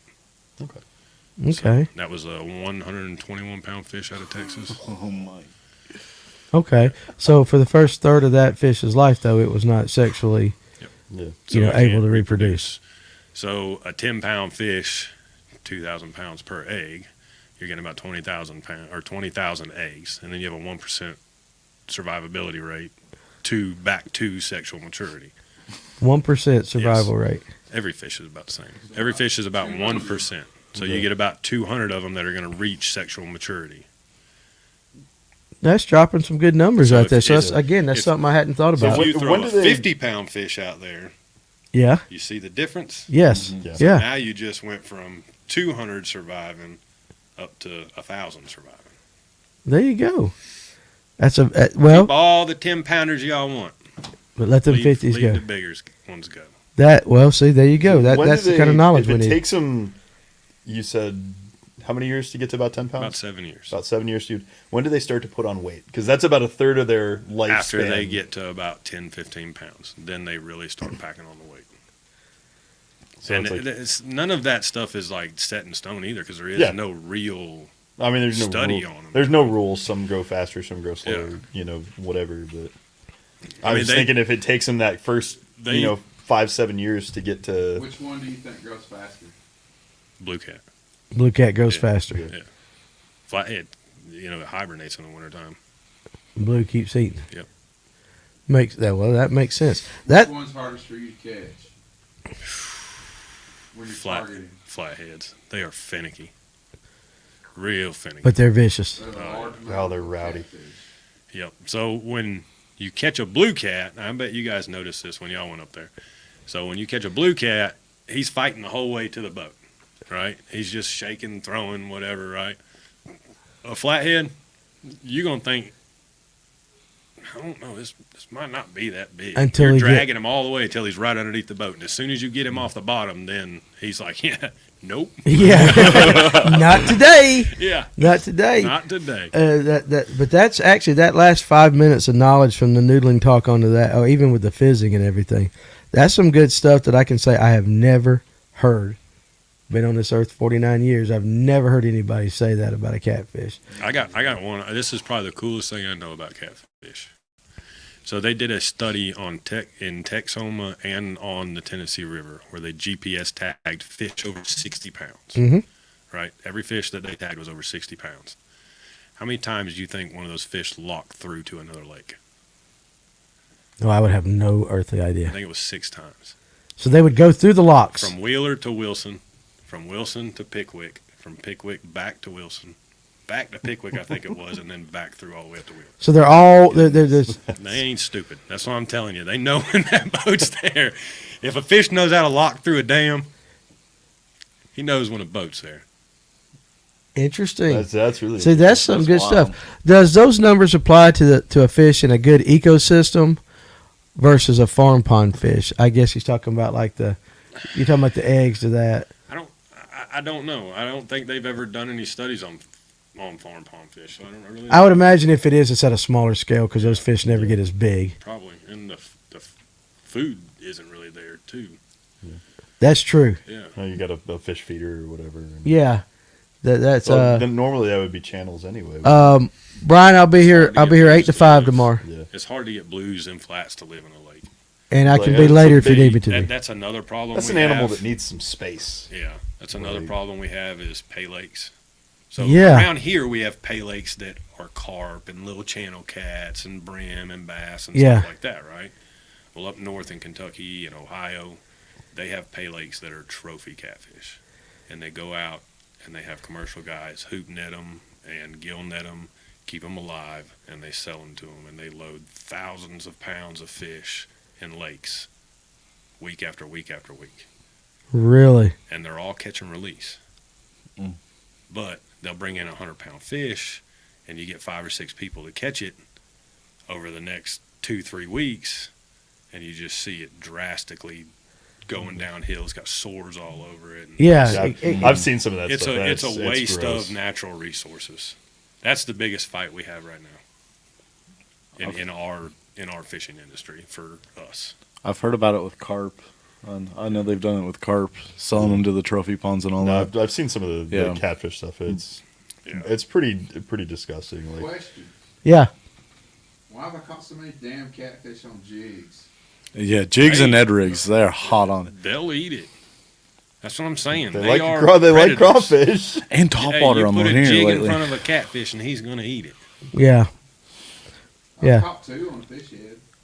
I was up on Gunnersville fishing the tournament one time, and we were struggling. It was rough. It was a benefits tournament for a kid that had leukemia, I think, and they flew him out here from Oklahoma, and G-Man came up and seen him, gave him a hoodie and all that he signed and all that, and it was a pretty cool ordeal, but it was rough. And about halfway through the day, this bass guy come up next to me, and he's like, "You have any luck?"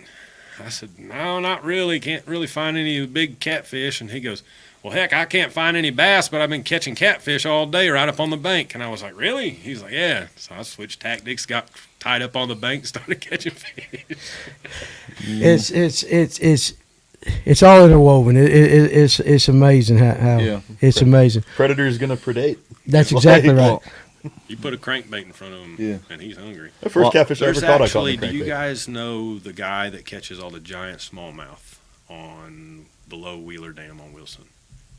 No, I don't. He did a show with Scott Martin a couple of years back. I'm trying to think. I don't They know. catch 10, 12 pound. They call them smallmouth, but they're not. They're that mix. Yeah. So they call them Mean mouth, mean mouth. whatever. Yeah. Mean so mouth. they get huge. Yeah. Well, that same guy, we were talking to him one day at the Safety Harbor, which is the boat ramp right there below Wheeler Dam, and he goes, "You guys want to go catch a 70, 80 pound blue cat?" And I was like, Yeah. "What are you talking about, man?" He was like, "We'll go do it, but we have to get him in because I'm not losing $100 swim bait." I Right. was like, "What?" And he goes, "I can go catch one every time. Go up over here," and he's telling us about going where they blow all the water out for the lock. You got to go between all these rocks and everything and get up in there. And he said, "You go up in there and you throw a swim bait when they're generating that thing, when they're pumping water out of it. He said, you catch 70, 80 pounder every time." He said, "That's the bad thing about it, though. You got to catch them because I ain't throwing away that swim bait." Right. Well, it's. That's wild. I mean, Tackle up. tackle up. I Tackle guess up. that's interesting. I want to make sure because we're almost at the 2 hour mark. There's something. Bring Kurt back up, please. Which one? The Yeah, like there's something we didn't even touch on, like the strawberry Kool-Aid phenomenon. Like, I'll make it quick. I got a bunch of buddies that compete at the same level I do, and they run guides like out in Oklahoma and stuff like that, and they've started like strictly fishing with their guides with that stuff. Like they're like, it's so easy. You ain't gotta go catch bait. You ain't gotta fight with chicken all breast that. and Kool-Aid, And you can catch fish on it. Okay. So we've heard it. It's. I mean, my mind is expanding every time we talk to one of you guys. It seems like it's I something a don't little use bit. Well, I use fresh bait from the river system on the fish. yeah. Well, I mean, Daryl kind of told us the same thing. Yeah. That it was he did the Kool-Aid. You get some channel cats or just kind of put a few in the boat, but it was always the skipjack or the bluegill There's to a guy down catch some big fish. on was it Marion, the southern lake of Santee? Santee. Yeah, Marion. Yep. There was a dude down there dragging baits with that and caught like a 90 something. He's yelling in the YouTube video, "I told you that strawberry chicken works. I told you." I want to give you a sweet bait for not the catfish. sweet bait. I want to give you Strawberry Kool-Aid. Right, a it chance makes it a sweet to vape. What do you shout out want, your man? sponsors before we have to wrap all this up, because I know Give you us the NASCAR. give us the NASCAR. Give us Let- your NASCAR. Yeah, It's funny because when I do this after a tournament, I always, babe, did I forget somebody? yeah. Well, I Bear understand. with me if I forget anybody, but Meat Hunter Rods, Livingston Lures, Rig Wrap. I don't know. Have you guys ever even heard of Rig Wrap? Nope. It's no. It's it's a, we call him the Tupperware man. It's like a plastic thing that you just tie your pre-tied rig and you wrap it up in it. close Okay. it, No. And you can just stow it away. Right. I No. didn't bring it with me, but it comes with a nice little neoprene case. And what is that everything. again? It's called a Rig Wrap. Rig wrap. Okay. Yep. So you would Alright. take like everything below the swivel on your rod there, You'd and actually just take everything from the swivel down. yeah, and just So wrap it then up. this And just, sticks out the side of There it. you go. So Oh, you can okay. literally tie on And then unravel. and then unravel. oh, that's dope. Interesting. So, Okay. There you yeah. go. What about the Heroes Outdoor? Heroes Outdoor Therapy. It's a veteran organization that gets veterans outdoors, whether it be hunting, fishing. They started out as the middleman. There is a lot of organizations out there, be it guides, that will bring veterans fishing for free. Mm-hmm. But a lot of those veterans that really need to get outdoors, they don't have the money to do it. Mm-hmm. So they started as the middleman. They paid the travel costs for them. So they put them in a hotel, everything like that. And now they do a lot of bringing veterans hunting and fishing. That's in very outdoors. awesome. So Very awesome. I don't know. I don't mean to bore y'all with this, but a lot of the problem with veterans when they get out is, they think they lose their brotherhood. Right. I can see You that. know, Yeah. you get away from your friends that you've been with every day for God knows how long, and now you're separated from them, and most of them turn to alcohol or drugs, Mm-hmm. and it just starts a downward spiral. Right. So getting them outdoors and getting them back to something that, they can get their mind off all that and realize that, hey, God's green earth's right here, his creation's right here. Right. Get out here in it and enjoy it. And kind of create that bond just with another group of individuals. Yep. But I can see that being in the military, you're tight knit, Oh, yeah. stuff like that. You got to rely on Yep. somebody's watching your back, and you do all, and then all of a sudden, now you're back in the real world, and Yep. it's a totally different world. Oh, yeah. But you can kind of at least help recreate that a little bit. Yeah. No, there's nothing boring about that. That's good stuff, and it's definitely a necessity. Yeah, there's some awesome organizations out there. I have a buddy down in South Georgia that just started Tackle 22, and he's trying to stop the whole 22 veterans a day that commit suicide. Mm-hmm. Yeah. He's getting it going and all that. It's been a cool road to watch. If there's any way that you can use a contact through us, so that we can help you, Okay. that we can help out with any of that, you know how to get in touch with us. We're all about we like that stuff. That's stuff that everybody can get behind, no matter who you Yeah. are. Like stuff like that, from whatever walk of life you are. So Yeah. that's important stuff.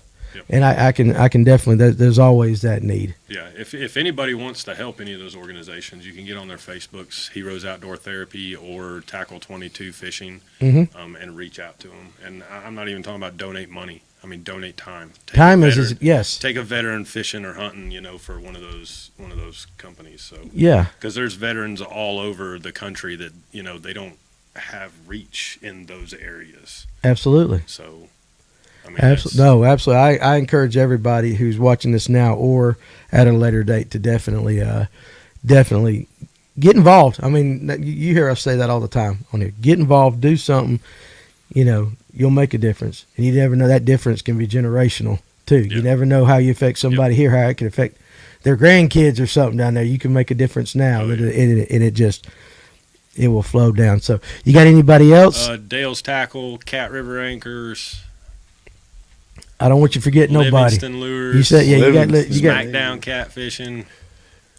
Where can people follow you again on YouTube? On Facebook. You can find me on Facebook, Aaron Churchwell, or on YouTube, Partners in Slime. Partners in Slime. So- Yeah, I don't think you said anything about Partners in Slime right there. We want to make sure you Yeah. get, and that's the weight.